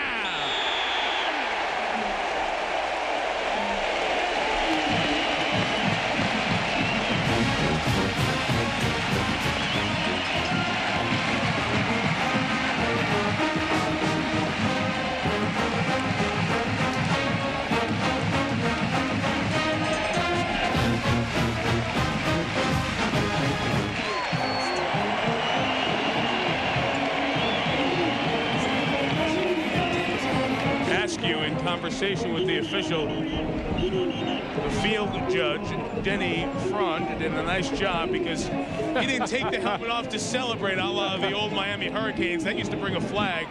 It came off in the celebration. And he spent a good time down there lobbying with that field judge. And he said, hey, that came off as a result of the Illinois defender pulling at my chin strap. And what a run. Askew has had himself a great day running the football, and those have been tough yards.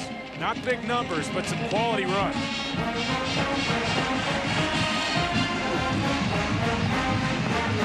(38-13) as Hayden Epstein adds the extra point.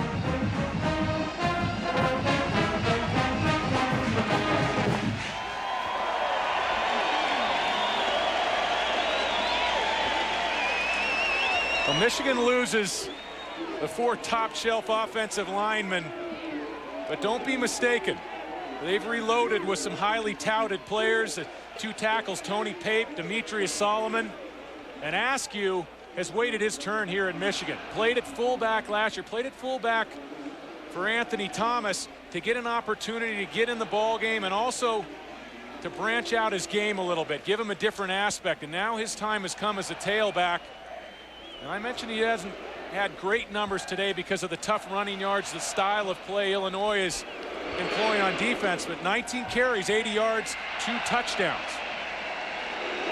David, I don't think the fans around here appreciated the A-train enough. Everyone focused right away. Drew Henson, what a great quarterback he was. David Terrell, game breaker. And people even talk about the offensive line. Oh, they lost 4 guys. All the multiple starts in a row they had. Anthony Thomas broke more tackles than any running back I've seen in the last 10 years. He carried the load by himself as a junior. There was no depth at the position. And people are expecting a lot out of some unproven players. Terry and Askew are certainly growing into the role. Terrific special teams tackle by Roy Manning. Bringing down Greg Lewis. Askew stepping into the role as the top runner with Navarre at quarterback and Marquise Walker, all in some way filling roles for players who are off in the pros, whether it's Henson with baseball or Terrell and Thomas with the Chicago Bears. And you see in their Big Ten opener, all 3 have been solid. It's a new look offense, and it's scary to think what this offense would be like if Henson came back and David Terrell was still suiting up for the Wolverines. Kittner's first down pass is caught by Brandon Lloyd to the 19-yard line, picked up 7 yards. Those of you just joining us, perhaps coming home from a college football game, wherever you were, there weren't as many people as there are here. 107,085 in the largest football stadium in the world. American football, that is. Michigan 38, Illinois 13. Big Ten opener for both teams. It was 10-7 Illinois. Early second quarter, the Wolverines scored 3 unanswered touchdowns and have not looked back since. They're pressuring Kurt Kittner, the Illinois senior quarterback, whose pass is complete to the 27-yard line. Again to Lloyd. Now it's incomplete. You saw the Michigan arms saying no catch on the sideline, and they were right. At the conclusion of today's game, David and I will select a Chevrolet player of the game from each team. Chevrolet will make a $1,000 contribution to each university's general scholarship fund. Kurt Kittner on that last play, that was Harry Houdini. He's in the backfield and the roof is caving in on him. That was a masterful play to get outside. Didn't get a lot of help from Lloyd catching the football on the outside. They run on 3rd and long 3, and Carey Davis cannot get there. Julius Curry came up from the safety spot after Cato June made the play at the legs and stopped him.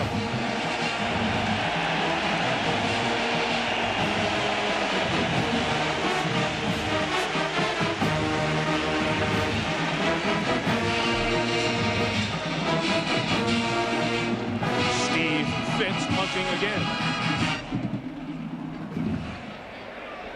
Beautiful kick with the wind. 60 yards. Curry on the move. And Marcus is pulled down by Jerry Schumacher. Bit of a curious play call there on 3rd down, Mike. 38-13, and I'm not sure whether Kurt Kittner was checking at the line of scrimmage, but running the football in that situation, pretty tough if you feel like you're still in the game and you still have a chance. Less than 2 minutes to go in the third. Kurt Kittner does have the freedom to check plays at the line of scrimmage, and tough to tell whether that was the case on that play, but he is really starting to face some heat. The Michigan defense has really been the story in this football game. Navarre play pass up 25 to the tight end, Eric Rosel. 9 yards as Muhammad Abdullah, the senior from New Jersey, made the play. I think that's 4 different tight ends that have caught passes in this football game for Michigan. That's correct. And, you know, Mike, if you have that classic running game, the power style running game of Michigan, and you can play action pass with your tight ends, that puts tremendous pressure on a defense. And when you've got 3-4 quality tight ends you can go to, it's almost impossible to defend if you're a linebacker. 2nd and less than a yard. Walter Cross now in the game, and the senior from Maryland has the first down. At the Illinois 44, Cross earlier in the game threw the option pass touchdown to Marquise Walker and really got Michigan's offense in gear. Michigan will run it on down and take this one into the 4th quarter. Illinois came back from down 20 with 17 minutes left on their last visit to the Big House. This comeback would have to be like the State Fair, bigger and better than ever. Off we go to the 4th quarter in Ann Arbor. Michigan 38, Illinois 13 on this great autumn Saturday. ABC Sports presentation of college football will return after this message and a word from your ABC station. Update Sunday night 11:30 on 7.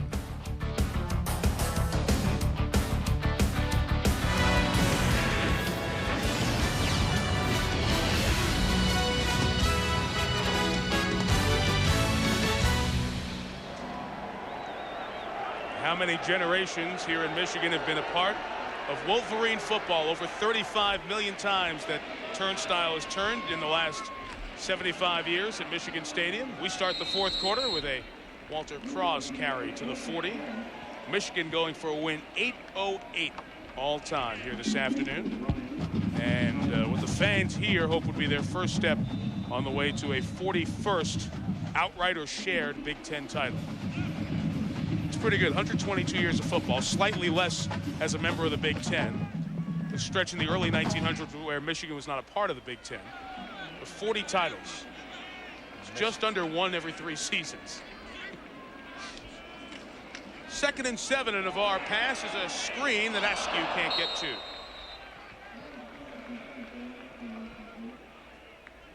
It's the first incompletion of the second half for John Navarre, who was 5 of 5 before that. A reminder tomorrow, another great sports landmark in our country, the Indianapolis Motor Speedway, the SAP US Grand Prix. Formula One, worldwide renowned, is the elite form of motor racing. You'll see them live in the U.S. at the Brickyard, 1:30 Eastern on ABC. Needing to get to the 34 to keep the drive alive. Navarre on the move will be twirled down by Mike O'Brien, who's had an active second half. If you're a Michigan fan, you might not think much of that play, but I think it's part of the maturation and the growing up process for John Navarre. He didn't see what he liked down the field. He's got a 38-13 lead, and that's something that he was not doing in his first 7 starts. Pulling the football down, getting it back towards the line of scrimmage. Let your team live to fight another day. And I think that he'll get some praise from the coaching staff and film study when they look at that tomorrow. Hayden Epstein to punt. Trying to pin Illinois inside its own 10. Brandon Williams could not locate the ball in time. It's a touchback. The Illini will have it at their own 20 when we come back.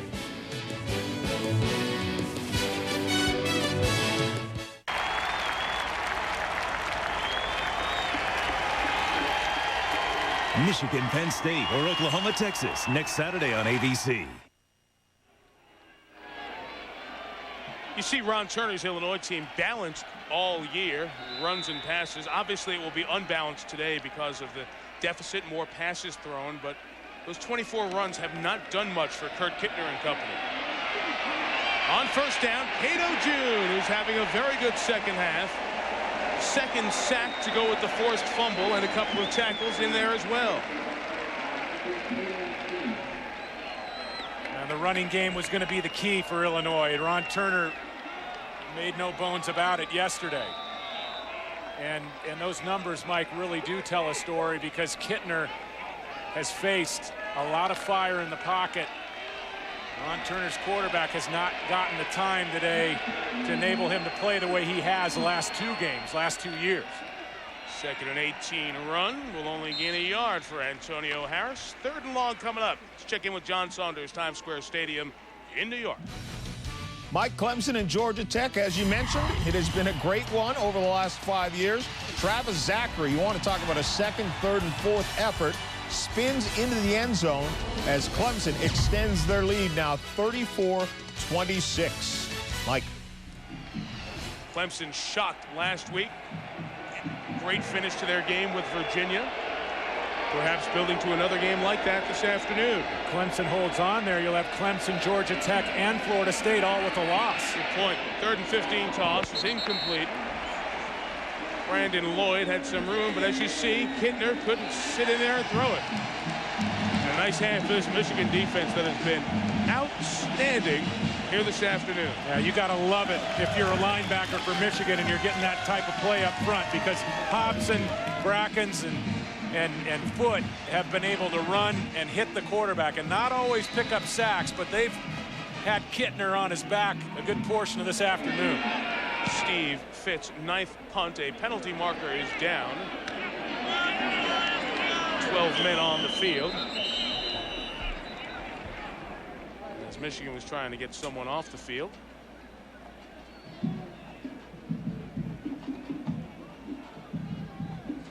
It was 4th and 15, so 5-yard penalty. Illinois will have the option to re-kick it or give the Wolverines the ball at the 45. The Illini 45. Marquise Walker was out there. He is always on punt blocks. Now at the score 38-13, I'm sure the decision was made but not communicated to everyone, with no reason to let Marquise go out there and possibly get hurt. Special teams up 25. Not communicated properly. Yes.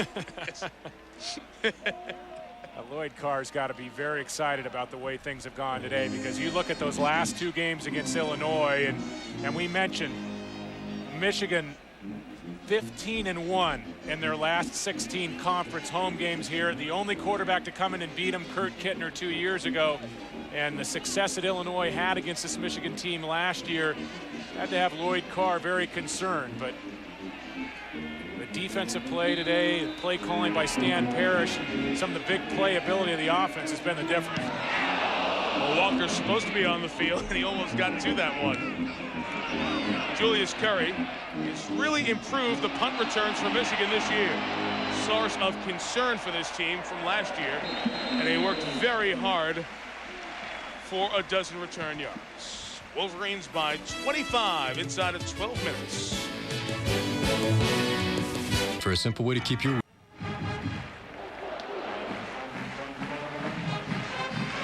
ABC Sports presentation of college football brought to you by Budweiser. With a crisp, clean, refreshing taste you'll find in no other beer. Chrysler, drive equals love. Valvoline's Max Life, the first motor oil formulated for higher mileage engines. And Sprint PCS, the clear alternative to cellular. Here we are atop Michigan Stadium, where the Wolverines lead 38-13. First down run and fumble. Well, they say David Underwood, the freshman, was down, perhaps. Let's see. Heard a quick whistle in there. And that might be called an inadvertent whistle. And if it is, Michigan retains possession. It is Illinois ball. Jamari Perry will come up with the recovery from the freshman David Underwood.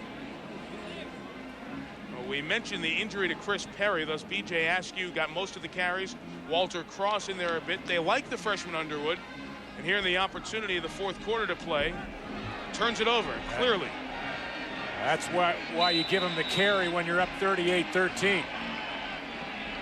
And there's some air there in between the body and the football, and the whistle did come before the recovery of the football. Illinois lucky to not get a bad break.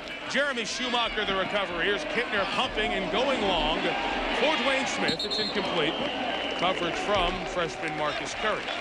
One of the big problems you have if you don't get a running game going for Illinois, it takes away your play action. We talked about Illinois going for the home run balls off of play action.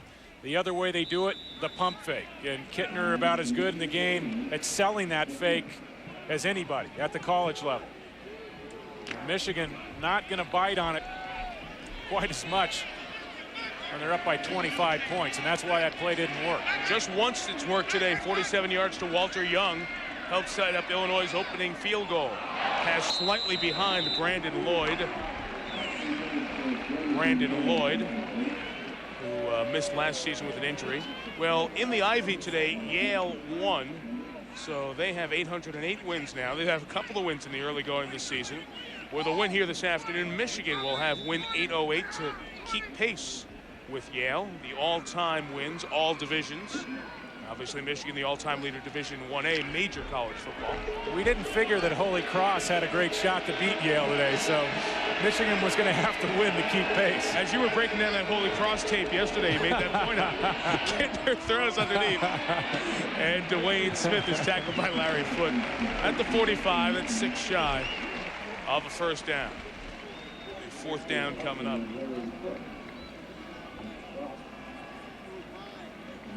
This Illinois team will host Minnesota next week.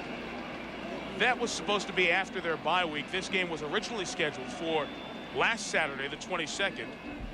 But with some scheduling maneuvers with some teams in the MAC, the game that was canceled from a couple of weeks ago because of the September 11th tragedy against Western Michigan for Michigan was slid back to last week. And this game was also dropped down a week with cooperation from the athletic departments.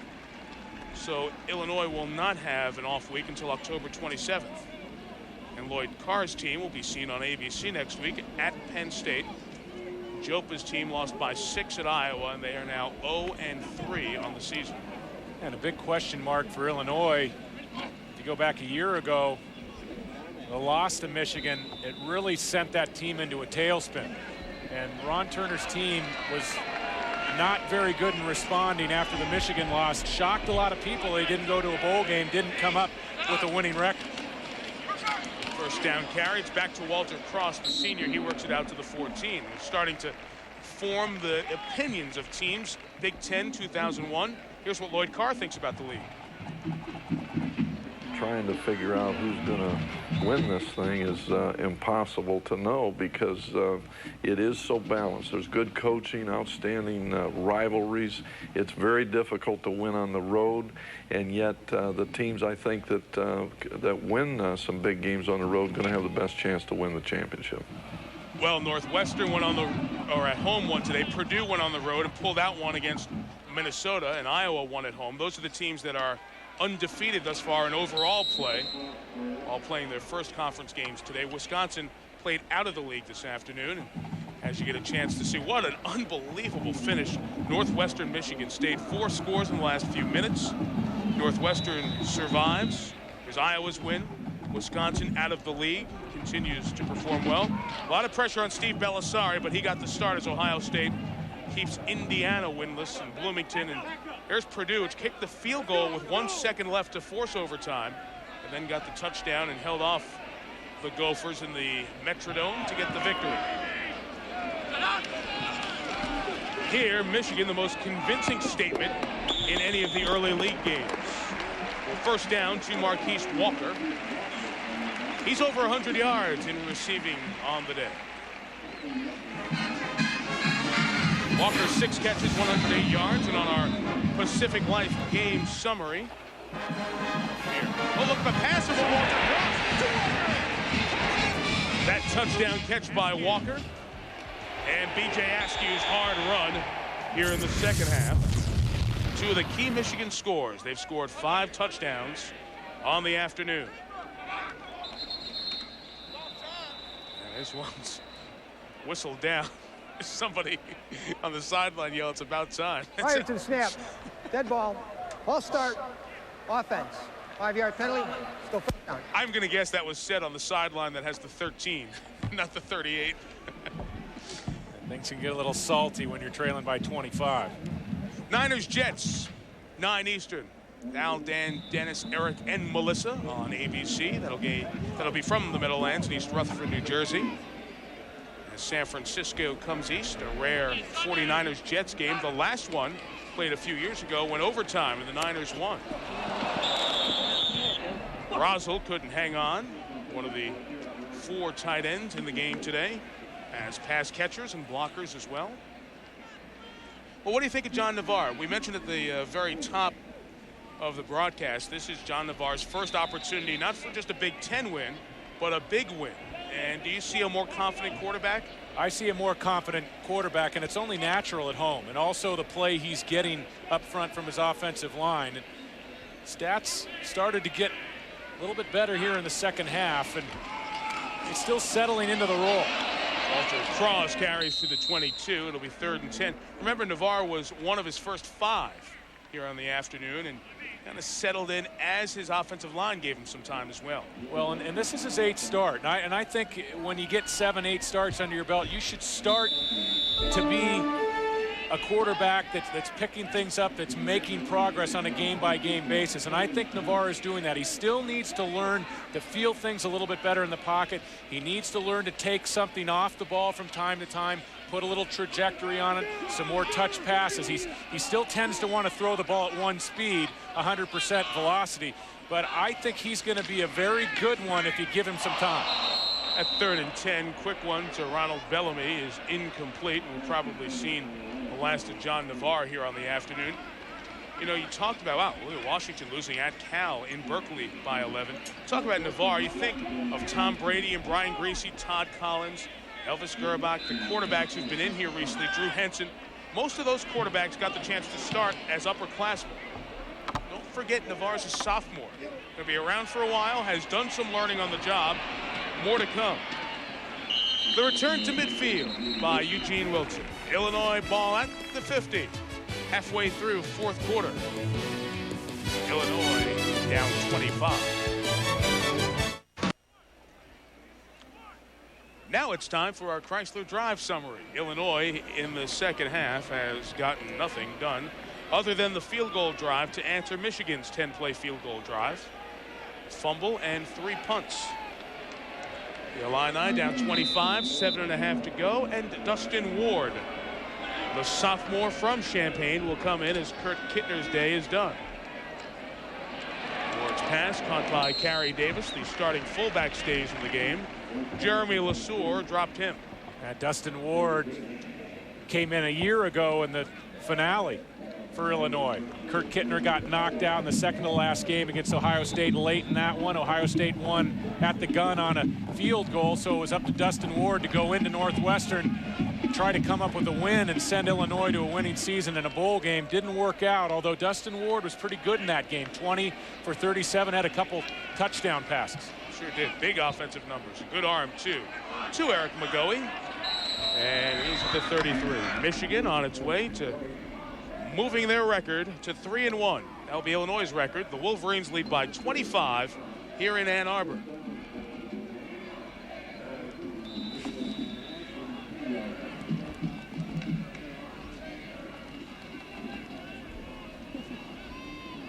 McGoey's second catch of the afternoon. Ward, born in Urbana.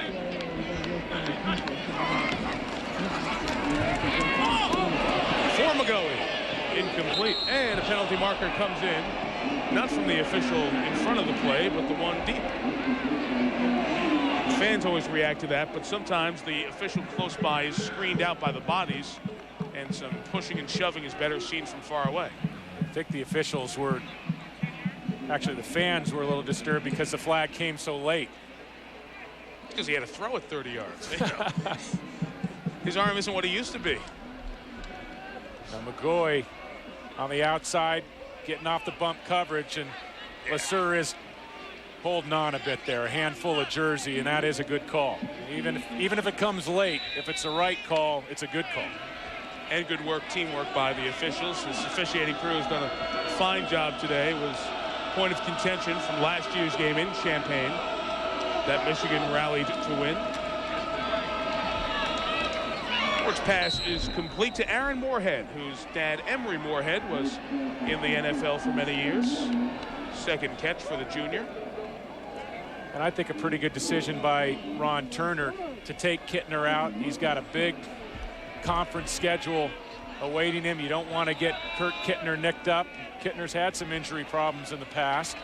And you want to make sure Ward's ready. Absolutely. That's a great point, Mike. You want to get him some quality game time experience in addition to the action that he picked up a year ago, and they're going to let him throw the ball a little bit here. Harry Davis up the middle, takes it to the 5-yard line.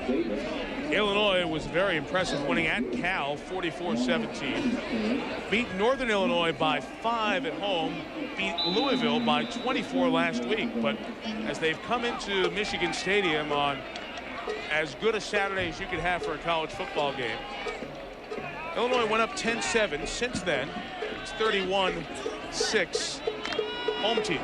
And you have to think about Michigan. If Michigan doesn't self-destruct on special teams in the fourth quarter against Washington up in Seattle, they might be a top 7, top 8 team. Ward pass is a touchdown to Greg Lewis, first of the year for the junior. Well, the former walk-on who led the team with 6 touchdown catches last year has his first of 2001, and Ward has his first TD toss of the season as well. Pretty impressive job by Ward coming off the bench cold and really making it look easy on that drive.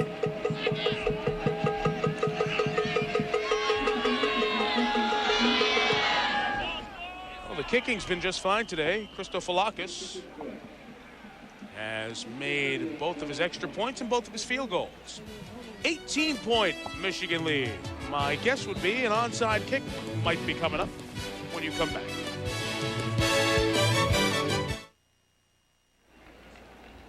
Well, Dustin Ward, who played in 7 games last year, redshirted in '99, has his first touchdown toss of 2001, an effective drive, and off we go to an onside kick from the Illini. And Steve Fitz, their senior, and Michigan has its hands team loaded up to the near side. Can only have a certain number of players on this side of the hash mark. You must maintain 4 if you're Illinois on the other side. Got the big bounce and the big receiver. Bellamy comes down with it. Took a nice shot in the ribs. Yeah, it isn't a lot of fun being on the hands team. You got to sit in there, make the catch, and then take a big hit. Well, time permitting, I'm going to say we have time permitting. Post-game report, the Thrifty Car Rental post-game report. With John Saunders and Terry Bowden come your way.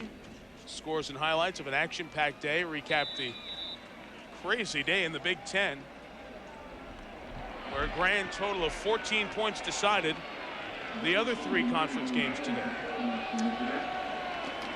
New quarterback, Jermaine Gonzalez, hands to Walter Cross. He gets it out to the 39.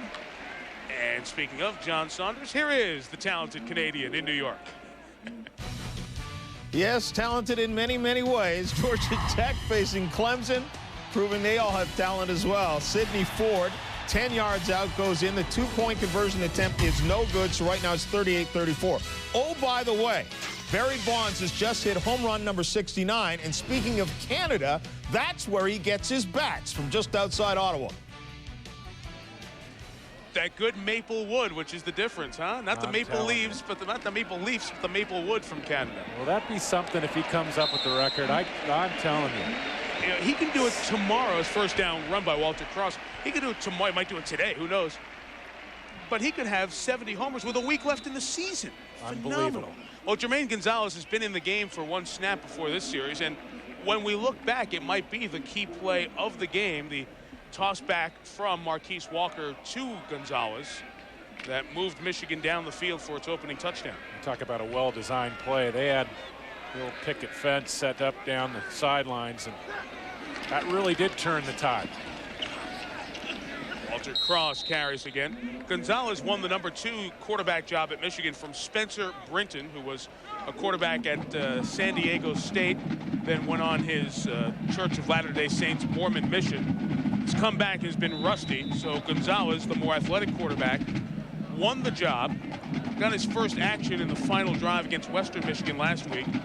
As I alluded to earlier, he played 5 games on the basketball team last year and had a rebound, an assist, a block, and a steal, but wasn't really much of a contributor. And Lloyd Carr said, if you want to be a part of football as a quarterback, you need to work. Incomplete just behind the tight end, Sean Thompson. And work not just at the football, but work at the mental part of being a quarterback. And Lloyd was effusive in his praise of Gonzalez from Pontiac, Michigan. See the Wolverines against Penn State, most of you next week. Some of you will see the Red River rivalry between Oklahoma and Texas next Saturday on ABC Sports. Oklahoma a winner today over Kansas State. I really enjoyed our visit with 56-year-old Lloyd Carr, who will move to 20-1 for his September record here this afternoon. Gonzalez runs that same little pass to the tight end. Benny Jopru, first down at the 21-yard line. Lloyd Carr used to be at Illinois when Gary Moeller was the head coach over there in the late 70s. Lloyd was the DB coach, and they went 3-16-3. Of course, he replaced Moeller here to become the 16th Michigan head coach, has won or shared 3 Big Ten titles, and won the national championship for the Wolverines here in 1997. That's really impressive to me, Mike, and he brought this up yesterday. 11-1 against top 10 teams. He'll notch another victory against a top 20 team today, and to his credit, he said, hey, it was the players that won those football games. Like senior Walter Cross, who's been demoted essentially because of some good players here to 3rd string, but Walter Cross has come in here and run hard. Well, and Walter Cross, his first 2 touches, the halfback pass for a touchdown to Marquise Walker, and then he handled the football in the reverse to Bell for the touchdown. So the first 2 touches, Cross figured in touchdowns, and you know, that's what it's all about if you're an upperclassman. And I talked to Stan Parrish, the offensive coordinator. He said before the game today that he'd play an important part in this football game, and he really has. See, now Cross, the senior, has to be unselfish. He comes out, the ball's at the 10 touchdown area where the freshman Underwood comes in and takes it to the 6. He fumbled earlier, so he gets a carry. You know, back to Lloyd Carr, and you talked about the 11-1. You start naming, you go out to college football campuses and to stadiums, say, who are the great coaches in the country? Steve Spurrier's name gets mentioned. Bobby Bowden's name is going to get mentioned. You'll hear different names. You know, Rick Neuheisel, a guy we both really like out on the West Coast. Bellotti. Mike Bellotti at Oregon, one of the hot coaches. People even mention Barry Alvarez. The conversation goes on before somebody names Lloyd Carr. And that is as large a mistake as anybody who knows this sport can make. I mean, he's won 60 games at a place where you're expected to win, and the competition's always tough. Now, granted, a lot of people are going to say, hey, give me this place to recruit and build on this tradition. But sometimes it's hard when somebody tosses you a great car to keep it going at 100 miles an hour. Well, and excuse the pun with the great car. record against the top 10 teams. He's won 4 New Year's Day bowl games in a row, and that was one of the great comments. And I want to say it again. He said, "Hey, those were the kids that won those football games." And I have not heard a head coach make a classy comment like that in a long time. He's got a national championship under his belt, 1997, 12-0, rolled through the Big Ten Conference season with an 8-0 mark, and he's in my top 5 right now in the country, easily. Walter Cross to the right, cuts back, cuts to the end zone. Haven't seen a signal yet, but it is a touchdown for Michigan. There it is. 5-yard run, 44-20.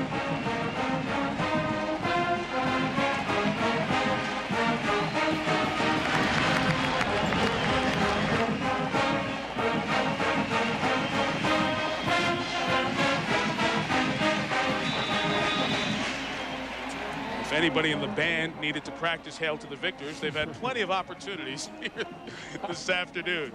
7th score for the Wolverines, 6th extra point for Hayden Epstein.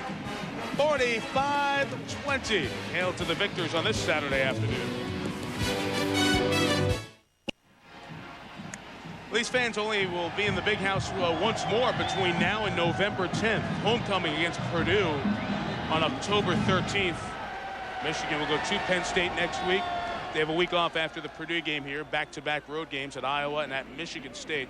What a tough trip back to East Lansing for the Spartans after that 1-point loss at Northwestern. Illinois and Northwestern, by the way, closed the season at Memorial Stadium in Champaign on Thanksgiving. Could be Big Ten title implications in that. But you can say that about half the games in the league this year. There could be title implications. No clear-cut favorite.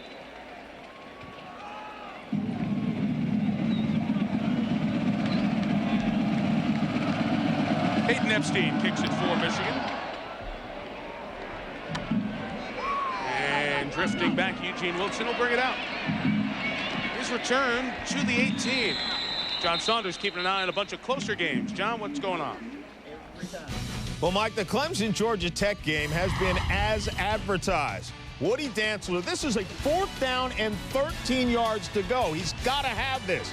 Finds J.J. McKelvey, hits him right between the numbers. Touchdown, 63 yards. Clemson back on top by 3. Georgia Tech with the ball now and marching. Wow. How good a game is that in Atlanta? That game following the Northwestern Michigan State game, and that's why people watch college football. Especially now. Unbelievable. It's so even. You know, you travel around the country, and it is so even. Game in, game out, day in, day out. Ward's pass is incomplete. It was juggled. Oh, Chevrolet players of the game. Let's pick them here. For Michigan, we'll go with Marquise Walker. Very key early on with the pass on the throwback and over 100 yards receiving. And we're going to give it to the kicker. I didn't know they could do that. Yes, we can. They can't give the player the game We to a have kicker, the power. Look at him. He's warming up in case he has to kick another extra point. See, very diligent. Peter, you know what? Peter was pretty good today. And he was right down the middle. And after the problems last week, Illinois suffered in the kicking game against Louisville. It was a welcome change for Ron Turner. Do we tell the truth? Nobody else for Illinois played a player of the game type game. Kirk Kittner had big numbers, but was not accurate in certain parts of the afternoon. You see Walker's numbers here today. Didn't get the type of play he's accustomed to from the wideouts and the skill players either. And the defense held up pretty well for a while. Michigan just too tough on offense, and really a nice game plan of Michigan put together offensively for Illinois. This is a 3rd down pass that is intercepted by Brandon Williams, who's thinking about the end zone, but is going to get shoved out of bounds before he gets there. The sophomore comes up, junior I should say, comes up with the interception, threw a shoe along the way, and Todd Howard ran all the way from the sideline to go get the shoe for his partner Brandon Williams. Now, we've talked a bit about the depth that Michigan can put on the field defensively this year, and the secondary is no different. The cornerback position, Williams, a nice job of sitting in behind that slam. That's a nice play on the ball. He closes out on his break and almost takes it to the end zone. First career INT. He went to the same high school as Gale Sayers, Amon Green, and Calvin Jones. The last two of the old Nebraska running backs. Those guys are pretty good, weren't That's they? why he looked like he knew how to run with it. Spencer Britton, new quarterback in the game. And the run by the freshman Underwood takes him to the 10. While we have a second, the executive producer of ABC Sports is Howard Katz. Our coordinating producer, Bob Goodrich. Our game today produced by Jim Ressler. Good thing we had somebody who knows their way around Ann Arbor for the game this afternoon. Directed. That's why I came in early. By Jeff Wynn. Came in on Wednesday. Thank you, one and all. Technical Director Hal Schmitz, Associate Director Dave Lilling, Director of Production Bob Toms. Underwood to the 2. Mike Brada did our stats in the booth. Chelsea Trowbridge kept us all in line. And Joe Gallen with a perfect job of spotting here this afternoon. Thank you, one and all. Wonderful pleasure to join you on a Saturday in the Big House. And not forget our technical director, Jeff Suarez, as well.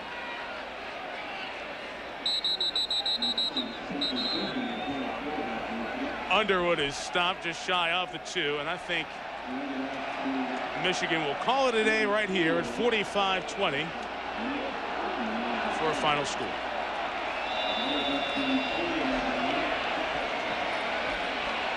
Wolverines improve the record to 3-1. Illinois falls to 3-1. Do not have to run a snap, and Lloyd Carr gets another win. Michigan 45, Illinois 20, our final score at the Big House. With David Norrie, Mike Tirico, so long from Ann Arbor. ABC Sports Online at ESPN.com, keyword ABC Sports. Thrifty Car Rental postgame report coming up. John Saunders is in New York. John. Mike, thanks a lot. Obviously, your game turned out well for Michigan. Meanwhile, there's a much closer game. We want to take you to bonus coverage. Clemson trailing, or rather leading Georgia Tech by 3. There's about a minute left in the game. Let's join Sean McDonough. Brian Mance is on the sideline. The best cornerback, the best cover corner for Clemson, was injured in the third quarter, has not come back out. This time, they try the pump and go right up top to Kelly Campbell. Well, Francis was in perfect spot, and they underthrew the ball. What a great throw. Nazi's pass incomplete. After the 24-yard completion to Campbell got them to the 7. That ball hit Campbell in the chest with Toure Francis in tight coverage. Incomplete. 3-point lead for Clemson. 46 seconds left. Georgia Tech with second down and goal from the 7 and 2 timeouts remaining. In a very difficult position for Georgia Tech, because you cannot get the first down. You don't want to blow the fact that you've got a gimme shot at a field goal inside the 10. Nazi 4 out of 6 on this drive. Hands it off to Burns, and that did not fool the Tiger defense. A loss of 1 on the play. Rodney Thomas and Maurice Fountain combining on the stop. And another timeout used by the Yellow Jackets, leaving each team now with 1 timeout. Now, Sean, you got to do something safe here. You've got your field goal lined up, ready to go. You might want to get it more to the middle of the field if that's what you're going to play to, because this close, with the way the hashes are, it makes that such a tough angle to kick the field goal. I think that what they should try is a very safe play. Try to fade into the corner of the end zone. We either get the touchdown or we come back and kick the field goal. You can tell by this conversation, George Godsey has a lot of input into the play calling. When we talked with Bill O'Brien yesterday, he said the greatest attribute Godsey has, he's very smart. He takes films home every week, 3 films every Sunday. And Wednesday when he comes into my office, I ask him first, what did you see? What do you think we can do? And within the course of the game, he has a great feel for what he thinks they can and cannot do. So I bet they listen very intently to what he said before deciding on this critical play call. And a lot of times you can't even listen to players because all they want to say is, oh, let's throw it long. He actually has good input as to what kind of play they may run here. Certainly you want to be careful with the ball because you're in great field goal range, but you also have a great chance to try to win it right here. Go for the end zone, but be safe. Out of the gun. Godsey, short pass, short of the end zone. And they tackle him at the 3-yard line. Kerry Watkins in the crowd. And it will be a 20-yard field goal try from a tough angle.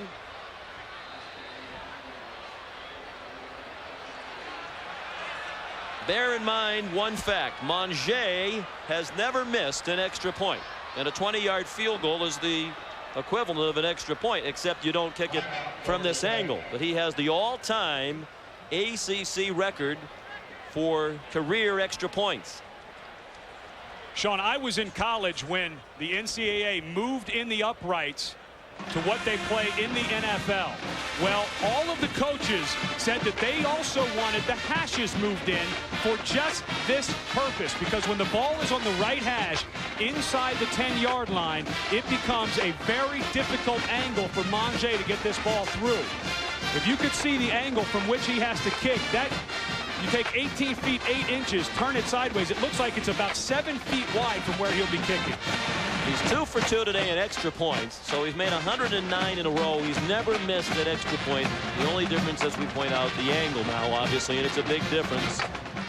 The ACC record, career extra points. He had 3 field goals last year in their victory at Clemson by 3. He's 2 for 2 in field goals today. Good from 22 and from 47. This to tie it up and likely force overtime. It is good. Just about as close to automatic as it gets, but you know George O'Leary's heart rate was still well above where it usually is. 6 seconds left, and overtime looming on the horizon.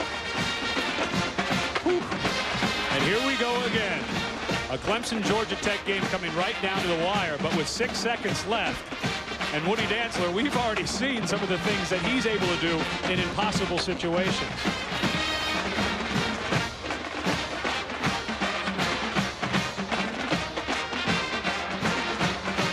No question you want to try to squib this ball down the field and get the clock to run out before Woody Dantzler can come out and take a snap. Well, we have a tough act to follow next Saturday here on ABC Sports, but we're going to bring you more great college football regional action at 3:30 Eastern, 12:30 Pacific. The defending national champions Oklahoma, ranked number 3, coming off their big win today against K-State. They'll be taking on Chris Sims and number 5 Texas. Some of you will see Michigan and Penn State.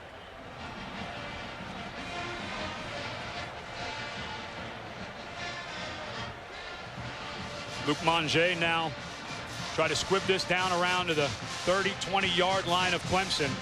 Make them eat a little more of this clock up. You don't even want to give a chance to Woody Dantzler to run around and heave one towards the end zone.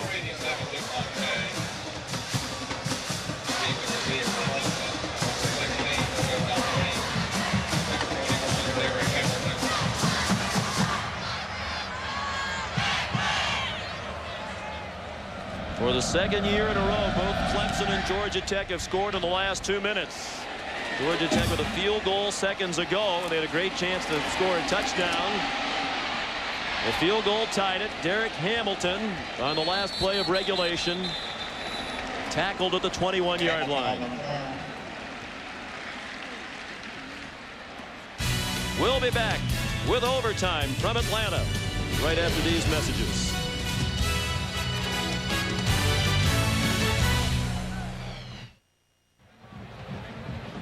Very early in the season, but a critical game in the ACC and with national implications as well. As Tommy Bowden said, it's unlikely you could win the ACC title with 2 losses. Clemson already has 1. Georgia Tech's playing in its first conference game of the season, and already Florida State has a conference loss. Here are the rules.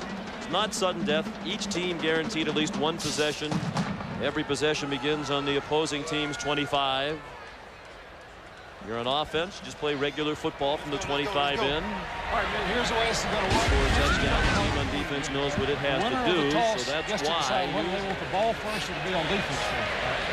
The loser decides which end of the field we go to. Go on defense first. Go second overtime, we reverse that. And then after the first set of possessions, if it is still tied, and then they get to re-choose the team that didn't win the toss. You want to be on defense. Which end do you want to defend this end? You want to be back this way? You want to be on the end. Let's go through this. We're going to go down here and play. You're going to have the ball first. You're going to have the ball first because Clemson chose defense. You're going to be down here. All right? Clemson wins the toss and will be on defense first. We'll play at this end of the field.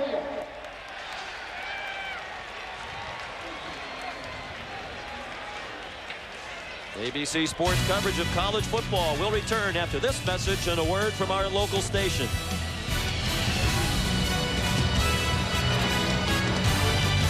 Atlanta, Sean McDonough, Ed Cunningham, Leslie Goodell ready for overtime. Clemson and Georgia Tech. First possession belongs to Georgia Tech from the Clemson 25. You can get first downs. It's just regular football. Burns on the carry to the 24-yard line. A gain of 1. Trey Francis playing for the injured Brian Mance tripped him up. Clemson 1-0 in its history in overtime. Georgia Tech 2-1. Joe Burns very quietly has gone close to 130 yards rushing on the day. Had kind of a slow start. He's played fullback, tailback. He's even lined out as a split. Had a very productive afternoon. Godsey Forced back, lobs it up, and it is caught in traffic by Jonathan Smith near a first down at the 16-yard line. That was almost a disaster for Georgia Tech. If that one gets picked off, all Clemson would have to do is kick a field goal when it gets the ball at the 25 to win the game. And they're trying to set up a screen, Sean, to the middle of the field. He's actually trying to go to Joe Burns, and Jonathan Smith sees a jump ball and very wisely goes up and makes a play on it. Third down, a little over a yard, and they don't get it. Burns lined up at fullback again. And now a decision for George O'Leary. Do you try a field goal, take a 3-point lead, then Clemson could beat you with a touchdown on its possession? Or do you go for it, risk getting no points, then they could beat you with a field goal? And he very wisely take a timeout here. You get a timeout each. You have to talk about it, because the way that Woody Dantzler has played in this game, and Clemson on defense first, I don't know that you're happy walking away with 3 points. Well, George O'Leary will be asked a lot of questions after this game. All the issues about the 2-point tries during the game. After they missed the first time, the situations really seemed to dictate they had to keep trying to go for the 2. They did play, it seemed to me, yet a little bit conservatively at the end of regulation when they kicked the field goal to tie it, but had a great chance to win the game with a touchdown and never really did aggressively go into the end zone. Yeah, and he's an old defensive guy, George O'Leary, and that sometimes happens when an old defensive coordinator becomes a head coach. They tend to play it a little more conservative and have trust in their defense. Timeouts on the scoreboard. Georgia Tech has no timeouts. Clemson has 1. Well, it's a full yard to go, so he's going to lean on his very solid field goal man, Monge, the junior from Conyers, Georgia. But again, it's from the hash mark, a 33-yard field goal.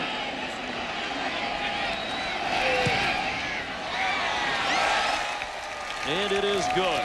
So a 3-point lead for Georgia Tech. Now Clemson will get the ball at the Tech 25. They'll play at the same end of the field. And if Tommy Bowden and the Tigers kick a field goal, there'll be a second overtime. If they score a touchdown, they win. If they don't score any points on their possession, they lose. And that's why you choose to go on defense first. Now you know precisely what you have to do. And the reason Georgia Tech decided they want to defend this end zone is because of the fans they have. On one side of the stadium, they have a building. On the side that Clemson will be going into are most of the fans here at Bobby Dodd Stadium. So now crowd noise can become a factor.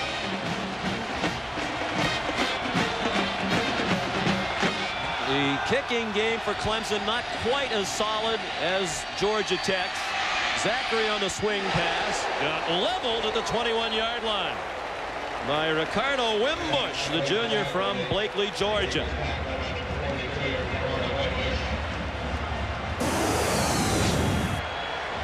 Remember, a turnover and hits like this are the ones that cause turnovers. This would count as Clemson's possession. What a great tackle by Wimbush, fighting off the block of Matt Bailey.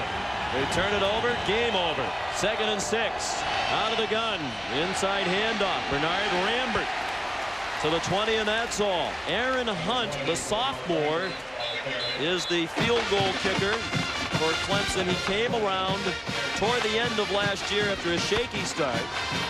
And he has been in some pressure situations. Last year, you'll recall, he kicked a 25-yard field goal to beat South Carolina with 3 seconds left.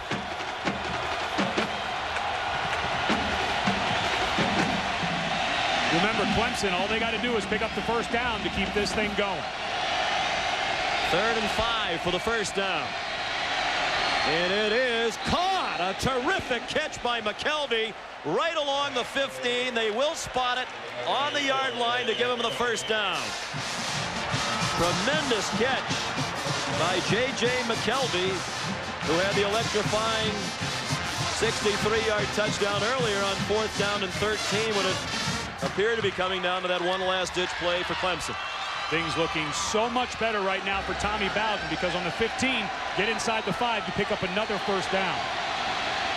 Rambert, the back, lined up to the left of Dantzler. He takes the handoff up the middle to the 11. A gain of 4. It'll be 2nd and 6. Remember earlier in the game, Sean, when Rambert had to come out for fumbling the ball, I don't know if something was wrong with Zachary, if he was getting taped up or whatever, but I don't understand how that guy was not in the ball game. Well, he's in there now. Already with 3 touchdowns today. Usually when they get down close, Zachary's the man, but Dancer's about due to call his own number as well.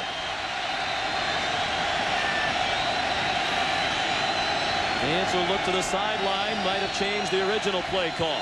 Dancer throwing it to the end zone. It is incomplete. Intended for McKelvey. Chris Young broke it up. McKelvey with 4 inches advantage at 6'4" over the 6-footer Young. Young was switched to cornerback last year. He'd been playing strong safety for the Clemson game for Rod Gardner. Oh. That ball is in his hands, Sean. It was not the play by Chris Young, although very tight coverage. Never had it clean before he hit the ground. He should have been able to make a play on that. Had the wind in his hands and dropped it. 3rd down and 6. Dantzler keeps it. Dantzler, touchdown! Clemson wins!